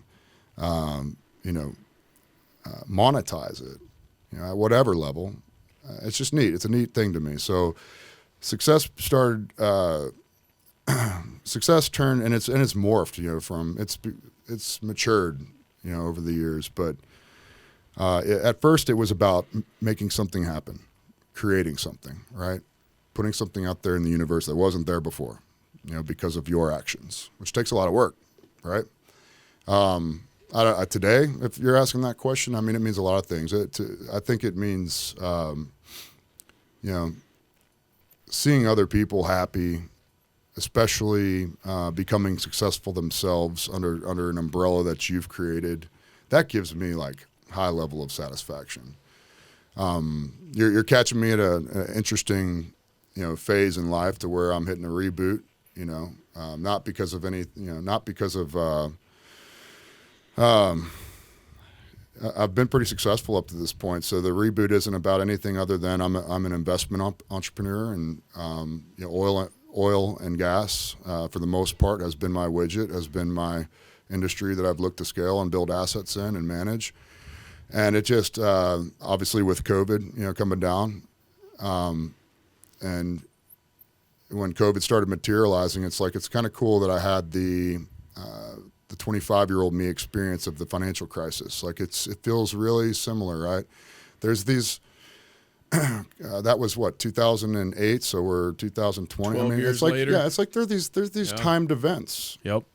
If you look at it, Mm-hmm. and they're major enough events. And like I said earlier, guess what happens on major enough events that shake the world?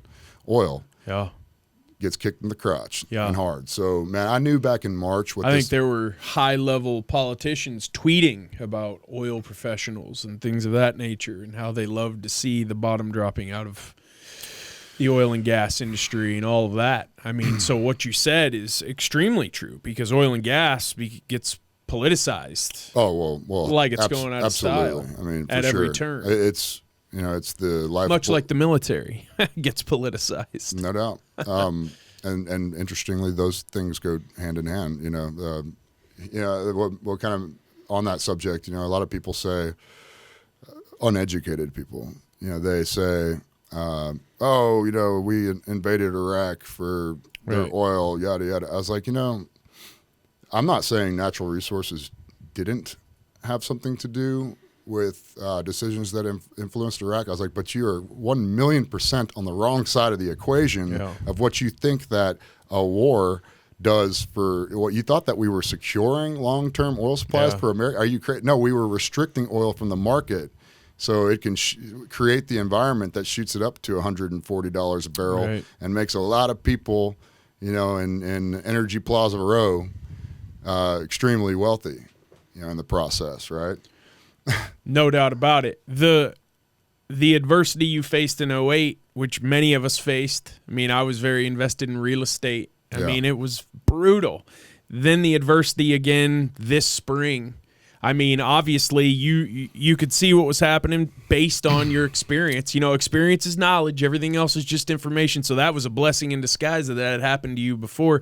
What was your attitude as soon as you started seeing this boulder rolling down the hill at you? Where's your mind taking you? Well, okay, so and if you like, you can fact check on this if you want, but I called what's happening right now in January. No, actually prior to January, and at the end of December. Yeah, you had a bunch of posts, and I was like, there's something coming down the pipe, because what I was doing is looking at the oil markets, which are always telling of future events, and there started to. 2019 is one of the most financially successful and, from a creation aspect and a discovery aspect, one of the most successful years I've ever had in my life. It is the most successful year I've had in my life. Had a huge year. And at the end of the year, there started to, some really telling signs started to emerge in oil futures. And that became clearer in January for sure. And of course, if you remember back, the coronavirus at the time, it didn't have a name, had already hit Wuhan, in I want to say November at some point. And that being a major industrial complex of the world, and China being a major consumer of oil, you know, when they went into quarantine and their economic activity slowed, and we can get into the charade of this later if you want, but this is just what was happening, whether it was manufactured or not, I don't know. But what I do know is they had a significant slowdown in their economy because of their pretty severe measures of quarantine and lockdown, and that started showing itself in oil futures markets. And I knew that it was going to be a matter of at that point in time, I was only thinking about the price of oil, right? I didn't predict, you know, the severity of the COVID crisis, you know, globally and for America, and just the ridiculousness of where we've gone from there. But I did know that there was something coming, a boulder rolling down at me specifically, because this is the industry I'm in. This is, you know, where my livelihood is tied to. And that is something that will make you feel bipolar, my man, is having your livelihood attached to the price of a barrel of oil over the last 10 years, 15 years. I can't even imagine, man. Yeah. I went to the doctor to go see if I was actually bipolar. They're like, "You're not bipolar. You've just been in the oil industry too long." Yeah. And so I saw it coming, man. And you know, I've lived my life differently since the last crisis. So, because it's not exactly, you can't exactly do anything about it. But being aware that it was coming, it was catching me right in the middle of a $2 million project too. And I was about half of the way, maybe 65% of the way, capital deployed in this project. You know, you're $1.2 million spent on the exploration side of things, shooting my own seismic, buying production, locking up land based on $60 a barrel. And, you know, that was the first sense that I got that I was like, oh, man, shit. So it wasn't but like what? March happened, all this stuff starts happening. Right? Yep. And then April, maybe 15th, 16th, 19th, something like that, the price of oil went negative, you know, mostly technical on the trade side. But, you know, for anybody that doesn't really know what that means, it's like almost all of what you've been building and investing in for the last however many years, to include your future and current projects, they're worthless. Right. You know, it's like, damn. So, you know, the 2008 was great. You know, feeling wise, this thing has a really similar feeling to it, man. And it did prepare me, you know, at least to, you know, because what I've done is, you know, this time's different. You know, we've never exactly as a global community said, all right, stop. Never before in history, right? And what that means more than anything is, how much oil are you consuming a day when you say stop? I mean, because in normal life, the world consumes 98 million barrels of oil per day. Voracious appetite. That's right. In COVID world, the world might call for a collective 40, 45 million barrels of oil per day, if that. Crazy. Crazy, right? Wow. That's crazy. That's insane. Imagine if you kept so interestingly enough, those are mind-blowing numbers. Check this out. Fuck. So so this is why there's always a bigger geopolitical game, you know, going on, and I'm not smart enough to know what it is, you know. But the thing is that you might be. At this same point in time, the Saudis and the Russians decide to get into a market share war, which means a price war, which means one of them's going to flood the market with as much oil as they can, and the other's going to match. They're trying to find more customers for cheap oil because it's more of a longer term play for them to gain the market share than it is about the current price of oil. So of course, by nature of that, and the other things already looming and happening, that's what sends oil to this. I mean, to this weird thing to where it's like, all right, all of a sudden, you know, everything I've based my career on is literally valueless. And you know, in March, when all this stuff is going on, and the reality of the unprecedented thing of hitting a stop button, not only in this country but globally, and what that means to a global commodity like that, long term, it's like, bro, I'm not out of a job now. And I hope that, at least people at my level in this game better be smart enough to understand this. Because, if you can't see the writing on the wall that the only winner in this game is a consolidated company up and down, your Exxons, Mobils, Chevrons, there's nobody that wins under that. To know that your long term, the underlying elements that support your career are gone, that's a scary thing. To know that back in March, where I'm like, if I sit around and do nothing, I got enough cash and stuff to continue to run my company and be around for a while. When I say a while, not much longer than maybe like a year and a half. I don't know too many people that can't do that, right? And keep paying your people and all that good stuff. I mean, when your revenue just stops. Right. So it's like, this is the biggest test I've ever had in life. Yeah. And, talking about adversity, well, it's a cool time to come and talk to you, if that's, the main topic of your show and stuff, because I'm going through it right now. Yeah. And it's the biggest test I've ever had in life. And, I think I'm capable of answering and passing this test, and I think I'm doing it. But I'll tell you what, it's the scariest thing I've ever had to look down, other than a actual rifle and a bullet coming my way. But I don't know which one's scarier. It's over like that, and that's in that instance. In this one, it's like, man, you're looking down the barrel of like real stuff, like bankruptcies, millions of dollars worth of assets scattered about that you are liable for, that have in the oil industry, you've got plugging and abandonment type of costs attached to each open well, and if there's nobody around to operate that well, it'll sort itself out somewhere in bankruptcy courts and things like that. But I don't want to do that. Right. You know what? I don't want to do that. Right. When that boulder's coming down, what sparked the newest idea that you've undertaken? Because it's a hell of an endeavor. Thanks. And it's I'm excited about it. I think you also don't give yourself enough credit for learning from that Uncle Sam deal that happened back in 2008 too, because you said you ran from that for a minute. Yep. This one, you're like, oh, here it comes. Okay. And you squared up and you went right at it. I skipped one event in like 2014. We dealt with a price crash, and you can't run when you're the guy that when you're bold enough to say, I'm putting my name on the door and I'm an entrepreneur. I'm a CEO. I'm a president. I'm a business owner. I don't care what your business is. You can't I'm run. responsible for the success or failure of this venture. That is what you're saying. Yep. And that's what being an entrepreneur means outside of creation. It's also like I'm responsible, right, for all of this, which is a serious deal.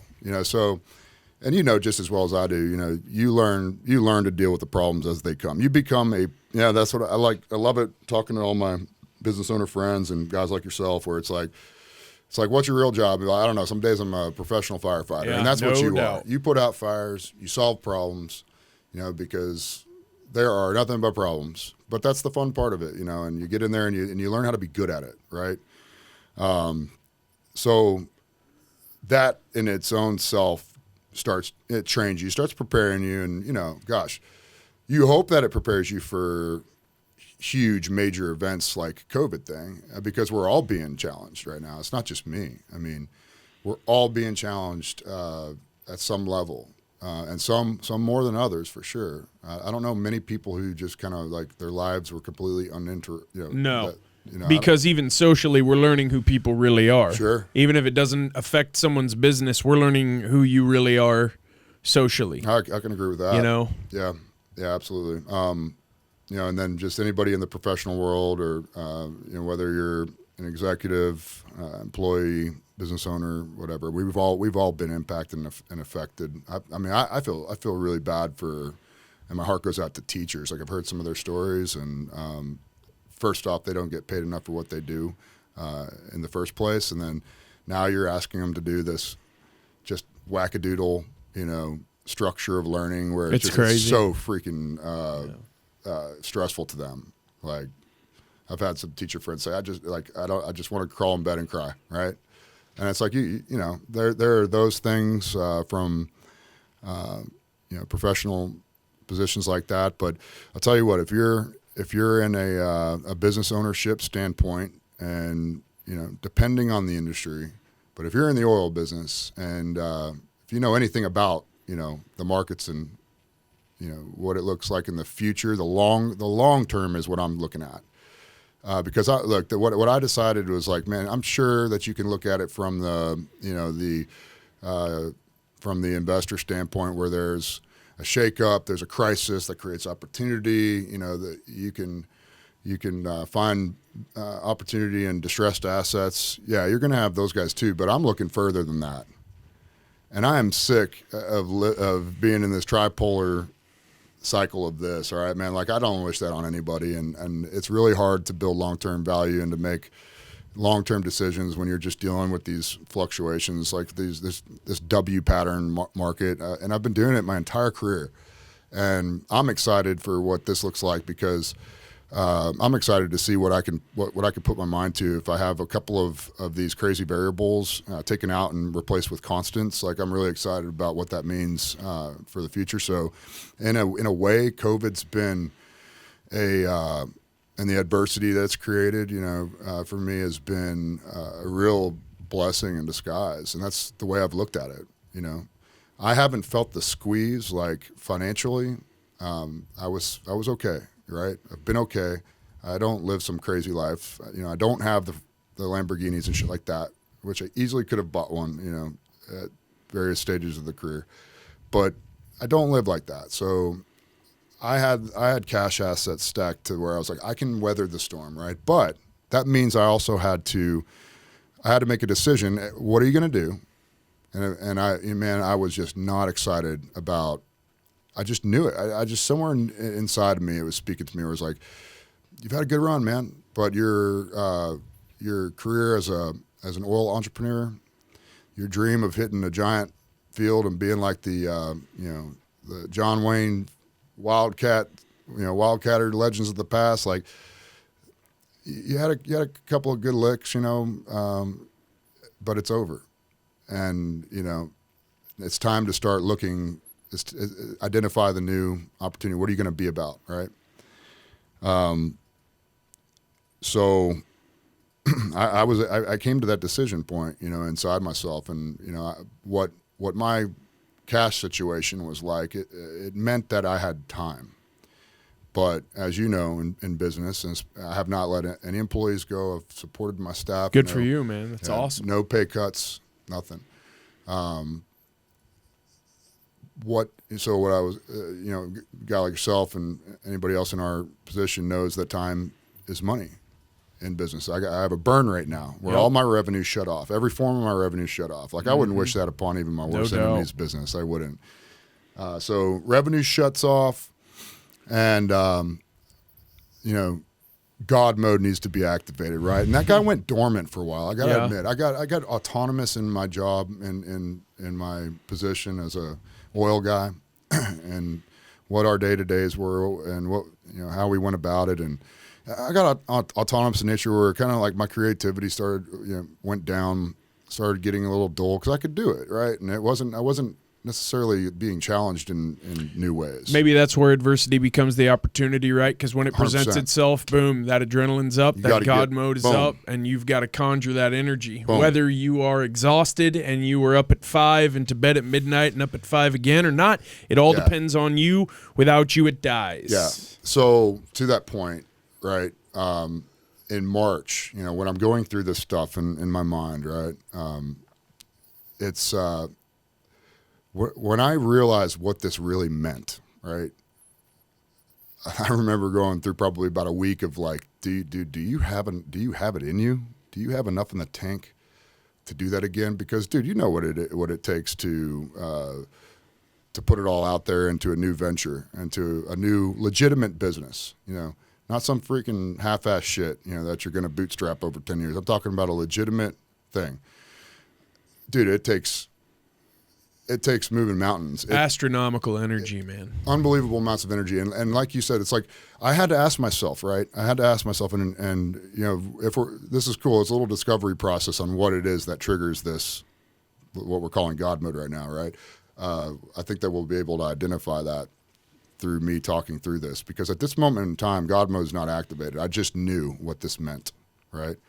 And look, I take myself seriously as a professional and as a lead investor into projects. If I'm going to be talking to investors much wealthier, much more capable and experienced than I am, I take myself very seriously, and I don't, at that point in time, I could no longer view the oil industry as a good investment for the way that I participated in it. Okay, so that's when I kind of knew. I was like, all right, well, we have to get back to the drawing board.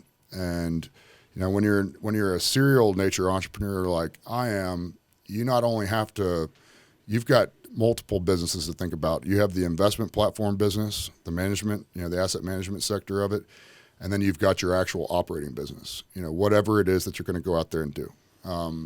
So it's quite an undertaking, from an energy standpoint, to get these things not only set up but researched, and of course on the operating side, my God, you have to learn an industry real quick, right? So I had to ask myself for salt. I was like, dude, do you have it in you, man? Like, I remember what it was like putting my own oil stuff. It was nonstop, bro. There was no sleep. Sleep was almost inconvenience even. Yeah. Like, eating too. Like, it's like, man, when you get locked into that, you just need that thing though, right? Right. You need the thing. And so I racked my brains for about a good solid month, like when I decided that I was going to do something different. So now the question, I put my mind to the question, what's it going to be, right? What are you going to do? All right. And, well, that was a hard question to answer. It was a really hard question to answer. I mean, I went and I thought about it nonstop. Because you're thinking about concepts, but you're also thinking about repurposing your own Correct. Existing core competencies. Correct. Absolutely. Not only core competencies, things that I already know how to understand and do, but the actual, physical and intellectual framework and structure of my existing business. How can I repurpose that, right? Because I still need, look, I'm an asset manager at the end of the day. I still need to, I can't just walk away from my oil stuff. The reinvention aspects of what we're going to be investing in and what the next 7-year strategy is, the duality to that is I still have the infrastructure that I had to have this to continually be able to operate and manage and maintain assets.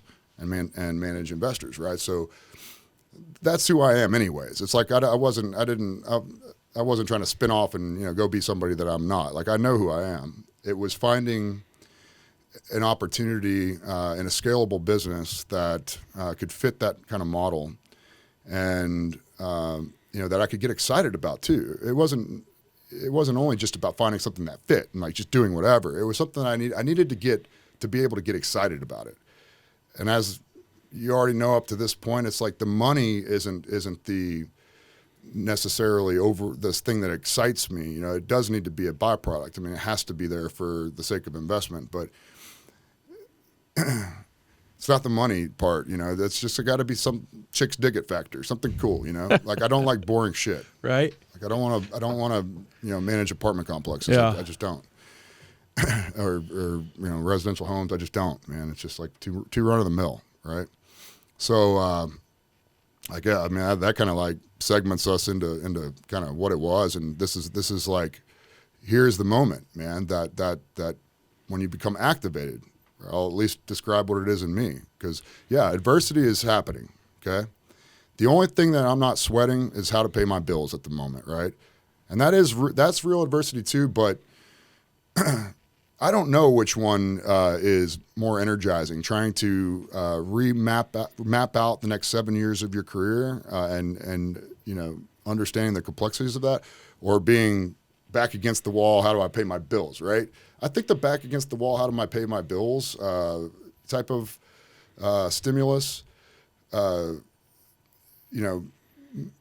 obviously triggers like a reactionary thing from Fight you. or flight. Yeah, the fight or flight thing. Right.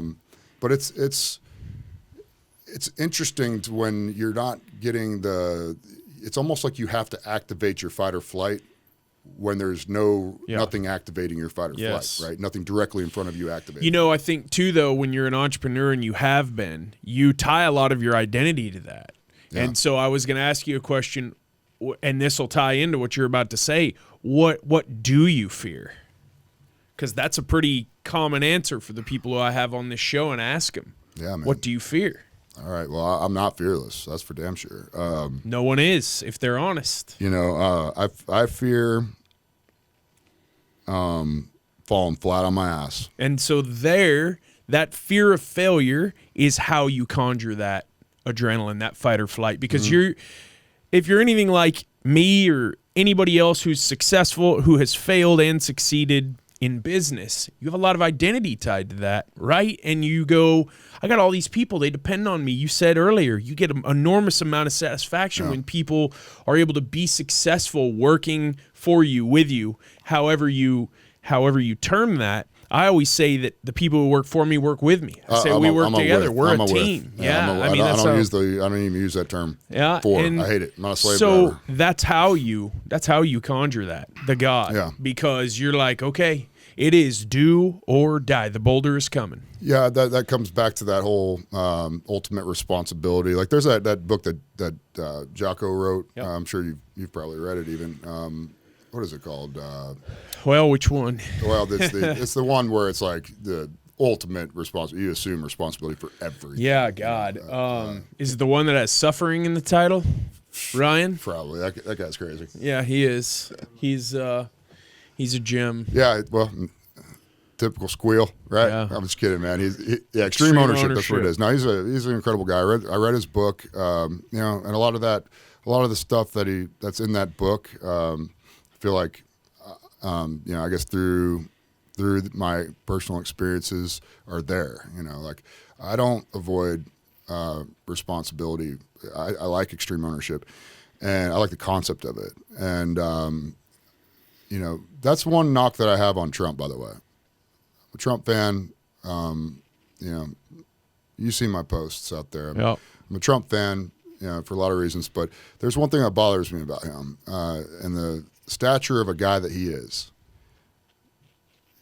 Own the failures, man. Own it sometimes, man. Like just own it. Damn. There's a couple of times. There's too much showtime there sometimes. Too much. It's too much reality TV, glitz and glam. Sometimes you got to own the failure. That's how you keep your authenticity and your authority in a field. Think about, and I don't know because I've never written a $250,000 check for an oil well investment, but I've written some large checks real estate investing. You invest in a concept, it doesn't work. If the guy at the head of that doesn't say, you know what, it didn't work. Now I'm going to go find us one that's and I'm going to make you all whole. But if he just said, it's the business. It's this. You can only get away with that shit in oil. Yeah. Like you've said. Yeah. Just kidding. No doubt. Well, you still got to own it there, I agree with that. Well, extreme ownership too is all about team, because how could you ever require the people on your team to own their shit if you don't own your shit? And if you're going to lead, you got to lead from the front, which means you take the first bullet. That's exactly what that's why it's the progression of that thought and that the development of that idea is why it bothers me about Trump more than anything. I was like, because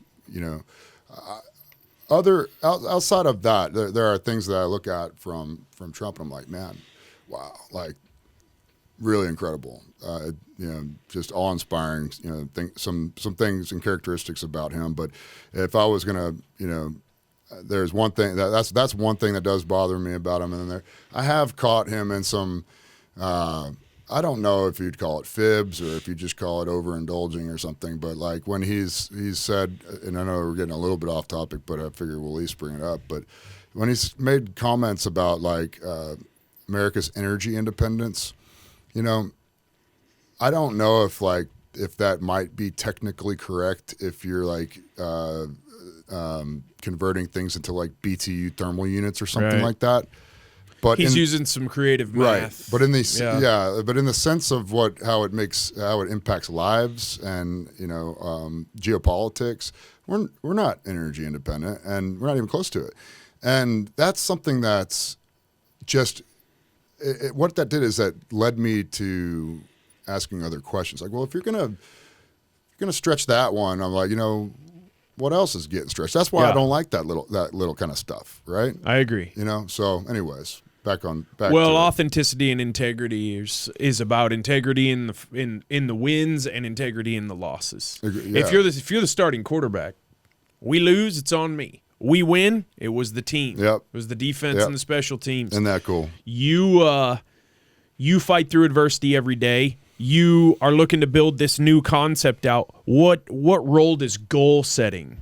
Now, especially now that you're embarking on this new endeavor. So you said you kind of got into a groove in the oil thing there for a while, and the God thing went away because you were grooving. You kind of maybe you sort of had the systems and processes in place. It was just sort of building itself.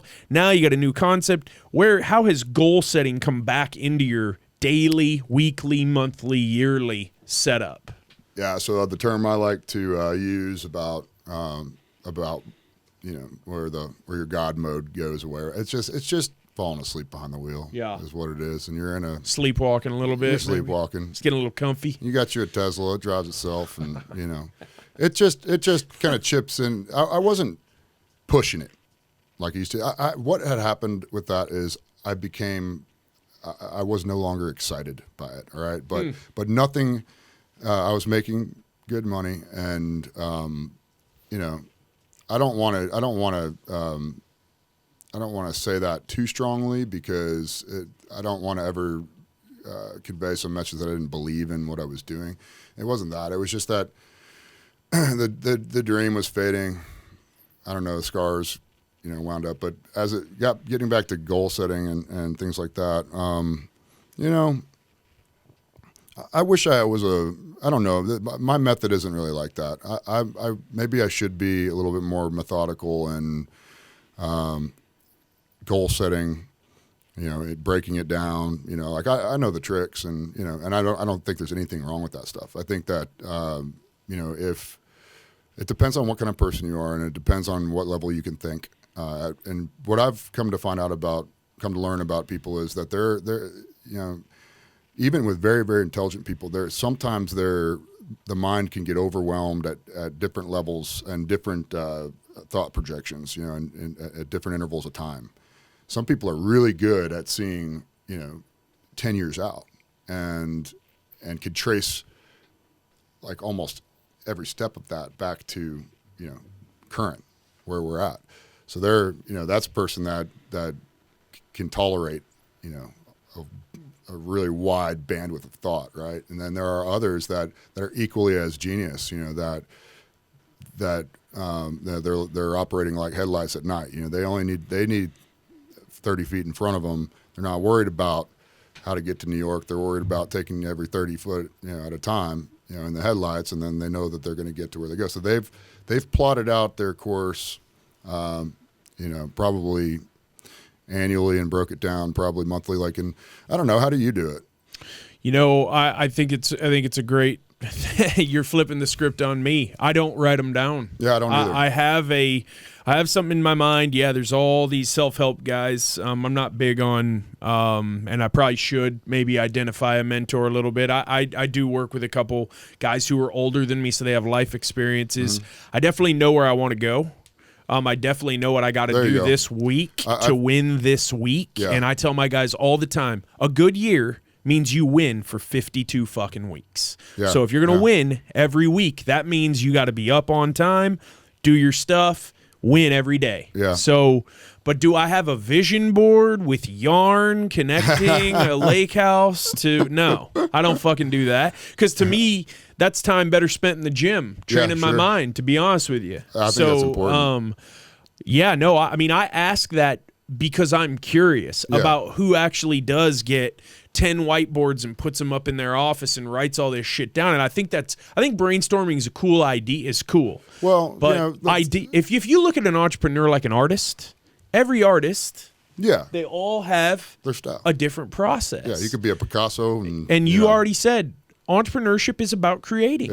You are creating. You are creating a piece of art. I had an artist on last week. And so if your process is, hey, I get in there and I just start throwing stuff, or I trace it out and that's who you are. It's about your individual craft and artistry for sure. when you say that, like, I'm trying to actually really think about it. Like, Yeah. it's been a long time since I've fielded any really questions about myself, but or how I do things. Well, I got you talking. Yeah. Look yeah. at the clock. Oh shit! Good lord. Hey man, I'm having fun. You're killing it, man.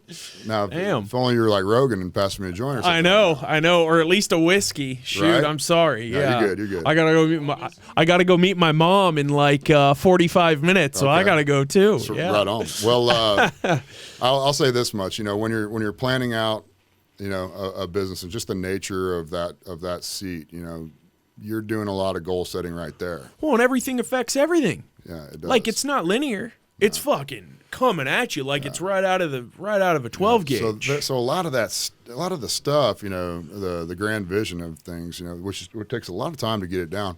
I know what I'm doing. It's been put down on paper for damn sure. You got a business plan. That's what's turned into the memorandums and the programs, and that's what I've been able to create, which is cool. It got me excited. I was, let's talk about what activates that,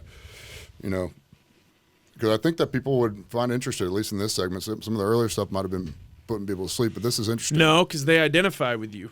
So I think that all that stuff before is what got you to here. So yeah, man, it was. I'd been pondering that question for long enough. What the hell am I going to do? All right, and I was drawing a shitload of blanks. I considered a pathway in cannabis because there was some interesting. Semi-compelling reasons to invest. Just don't strike out like Dan Bilzerian, bro.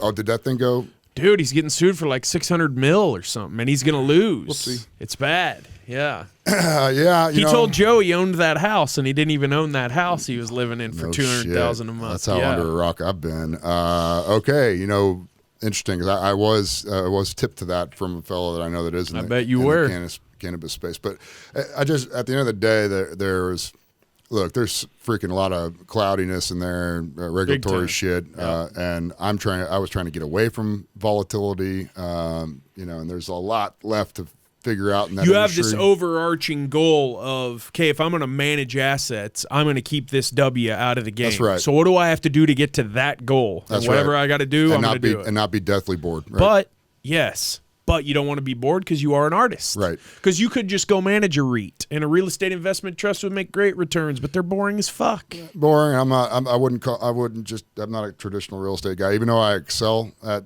I've come to find out that I actually excel in that stuff, like even academically, like I'm kicking the shit out of MBAs in this program that I'm in. Good for you, man. That's awesome. Top of the class kind of stuff. Who'd have thunk it that I was a real estate guy? But, but I'm not. So, anyways, I was washing my damn car one day it triggered the thing, because look, here's what I like. I like to scale stuff. I do like to employ people, but I also view that as I view lots of labor as a negative to a business. It eats your bottom line. It's really hard to manage. It's very inefficient. If you're an investor like me, then I'm trying to scale, and I'm trying to scale quickly. I need an automatic thing. I need an autonomous thing. That runs itself, that's got very low human capital, which will naturally boost your profit margin, and there's not a whole lot of things that fit into that. And I happen to be just taking my truck through the express car wash that I'm a member of, close enough to my house. I said nothing's close to my house, but close enough to my house, right? And I'm rolling through it, man, and just like I always have, and it was like, boom, the light bulb moment. Crazy. I just started looking around, and I'm like, never before had I ever had that ever. It's a hell of a concept. And I'm like, I look around at this place, and I'm like, this place runs itself. And like my next natural thought was like, dude, this place is jam packed with cars all the time, all the time. And even when jam packed with cars, you still get through the damn thing in 4 minutes. And I'm like, I know how much I pay. I'm a monthly guy, but minimal. Anybody swiping their cards paying minimum $6. So I started wondering. I was like, all right, what does this all amount to? So that was my little flicker moment, and I spent probably the next 3-4 weeks kind of pulling apart the business model and understanding it better. And it was just like, this is meant to be, because, man, if that thing isn't a freaking, glorified looking oil well that never runs out of oil Right. and isn't subject to the volatility of the and price reuses of the water oil. And often. has Yeah. green bennies, so I'm Yep. not pissing liberals No off while doubt. we're doing this thing, right? Not like that. Like Yeah, you not give like, a fuck about that Try anyway. to No. call a liberal on an investor lead sheet and just wait until he rips your ass for. I'm not going to invest. Yeah, it's pretty. Well, you funny. better not It's take so them out funny. for steak dinners. Yeah, no shit. So, anyways, that man, I got excited because it sounds kind of silly. No, you got a fire in your eye, you know, man. You got a fire. I see It's a awesome. vision, man, and what I learned about the business, it started making a lot of sense to me, and there are real estate components to it. There's the competitive component that exists in oil and gas, to where if you hit a well and you get it on a trend, there's always a rush for land, and there's this competitive factor of getting into the good stuff, and that's happening right now from the surface, from the land side in this industry segment, and big money knows about it. They got keen to this shit in 2018. Oh yeah. And smart money investors, I'm talking like Wall Street funds, private equity guys, high net worth family offices. Yes. They're rolling in. They've been rolling in hard since Oh, 2018. So I'm probably one of the first lead investors at my level, like a direct investment firm that's identified, an outside capital that's identified this opportunity. So, and I think I found it in early enough to where there's about a 3-year, 4-year run to where I can operate my model, do what I do, and see how many of these things I can get popped up. Nice. So in that, it involved developing an operating company concept, and I'm thinking big, so I want bunches of these. So I had to think of like this national kind of brand concept, and I ripped a lot of good ideas Play off small, Buc-ee's. win small, bro. Dude, exactly right. Yeah, It's been a Buc-ee's is an awesome model. great company. Awesome. Great awesome. company. So I built the concepts up around that, and I know we're going to wrap this thing up, but look, my goal is to if you get now the number is more like 13, but if you get to 13 locations, you're in the top 50 conveyor car wash operators in the United States, and people need to look into this because it's crazy. What big money likes, especially in low growth environments that we're in, where you've got low growth, but you've also got your capital markets are kind of out of whack, to where you've got low interest rates. So there's not very many compelling reasons to put money in long-term savings or buy unrisked securities like treasuries and things like that. So big money is looking for a place to go. It's got yield. That's why you're seeing what's happening in the real estate markets happening, from the commercial aspects and stuff, big buildings and things like that. Although there's a lot of pressure there from e-commerce, right? So what these guys have understood, and it's only been as recent as this new operating model in the Express, where it's technology operated, very few people. This thing is a spaceship. That's what it is. It's freaking neat. It is. And they're $4 million, maybe even $5 million. So what they notice is like, here's a specialty case real estate based asset. They have a really low foreclosure rate, so you can leverage the shit out of them, which big money loves that. Absolutely. So now they're like, okay, they get it, right? So they're like, all right, here they're pouring in, taking advantage of the capital markets. Land rush is on, and now they're instead of these commercial buildings, which, dude, that's $1 billion game, different levels here, but this money's finding a place where they're finding really incredible high yield, so it's creating even more demand. It's a very viable segment. It's cool. Extremely. And you are currently taking accredited offerings from accredited investors. Yeah, so we're structured as Reg D 506C, and that C denomination allows me to publicly and generally solicit, which I've never done. I've always done B deals, which is just word of mouth, accredited. There are requirements with the C where I've got to verify the investor's accreditation through a reasonable measure, which we use a third party for. But I'm the first to put this concept together, in the professional car wash industry and the investment scene together. I'm the first to kind of marry these concepts of like a direct participation model to securitize one of these car wash facilities and the underlying assets and equipment, which creates tax benefits. And so you're going to own that land that the facility is built on. Own the company. No lease bullshit. Yep. We're talking full-on value. Full ownership, because it's a buy, cash flow, high yield, sell model and a 7-year type of exit. Gotcha. I'm gonna pop up as many as I can. These things will mature in their revenue to around $1.5 million to $2 million. You try to hit that mark by some point in the second, maybe earlier in the third year. They've got extremely high profit margin, like I said. And when you own the real estate and when you've got these different components and package up multiple locations together, you've got ready, willing, and able bigger money buyers, private equity type of guys that are looking to acquire regional based enterprises and pay a premium. Are you focusing this venture in any specific regions? Obviously, we love our vehicles here in Texas. No doubt. The sun's always out. There's car washes everywhere. And it's booming, especially North Texas. But are you also targeting others that kind of in the works still? You don't have to give away any of the juice, any of the secret sauce. There's enough white sauce. There's no secret sauce. There's enough white space right here in the DFW area. We've got a lot of positive demographic trends. No doubt. Growth, as you know, it's out of control. Real estate business, and so there's a lot of things working for me right here in the backyard. What the one thing that's working against me is there is significant enough competition, or at least demand out there in sites. So you have to get good at site analytics and intelligence and which I've learned, like ArcGIS mapping and got technologies powered by like the Ezra that are demographic polls. Right. And it's about analyzing stuff. And this is my first go at this kind of deal. And for 15 years I've been trying to do this exact similar type of process on figuring out the almighty location. Right. Okay. Yeah. And it's like, where'd God put it? Right. Yeah. And these guys, but or like, where do I put it? The hotel, whatever it is. And, Sure. Everybody in this industry so far has said this thing to me about the hardest part's the land. I'm like, the hardest part's always the fucking land. Yeah. And I'm like, at least you guys can see what the hell is going on top. What's going on. Yeah. You've got technology polls that tell me how many cars are going by. I understand everything. I was like, try doing that same game when you're looking 2 miles beneath the earth and you don't know what it is. No doubt, man. Try doing that same game. I was like, that's hard. Yeah. I was like, your thing's just trial and error, and one day it'll line up and Absolutely. you get a deal done. That's just having enough spaghetti on the fucking wall. Yeah.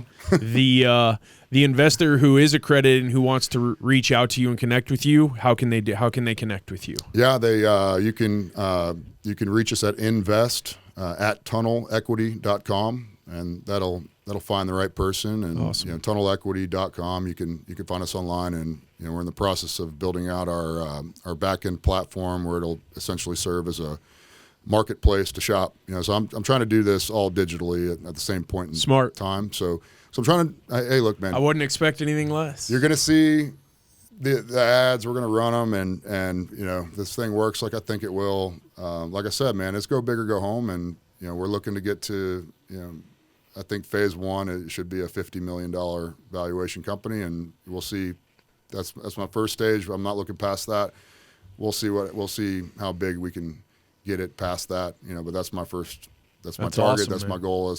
There's my goal. There you go. Hey, there you go. Goal. And it's It's on film. Yeah, that's what we're going for. Love it. Everything else doesn't fucking matter. That's what I do every day. We're scoring touchdowns around here, man. Every day. That's all I do. That's all I think about. That's what we're doing. That's how I do my goals, right? I like it, man. Dude, thank you for joining me. I appreciate you, man. It was fun, man. It was fun. Absolutely. Derek Evans, Tunnel Equity Partners. Thanks, guys, for joining us. That was great. I knew it would be. Derek always brings the fire, the energy. He's got such just an awesome outlook on life. I hope you enjoyed it. I know I did. If you'd like to work together, email me anytime, live@autographconstruction.com, or hit me on Instagram at Jess from the Northwest. Also, drop a comment below. Love to know what you think about this podcast, other podcasts, or any of the other content we've been dropping over the last couple of months, and we'll see you all next time.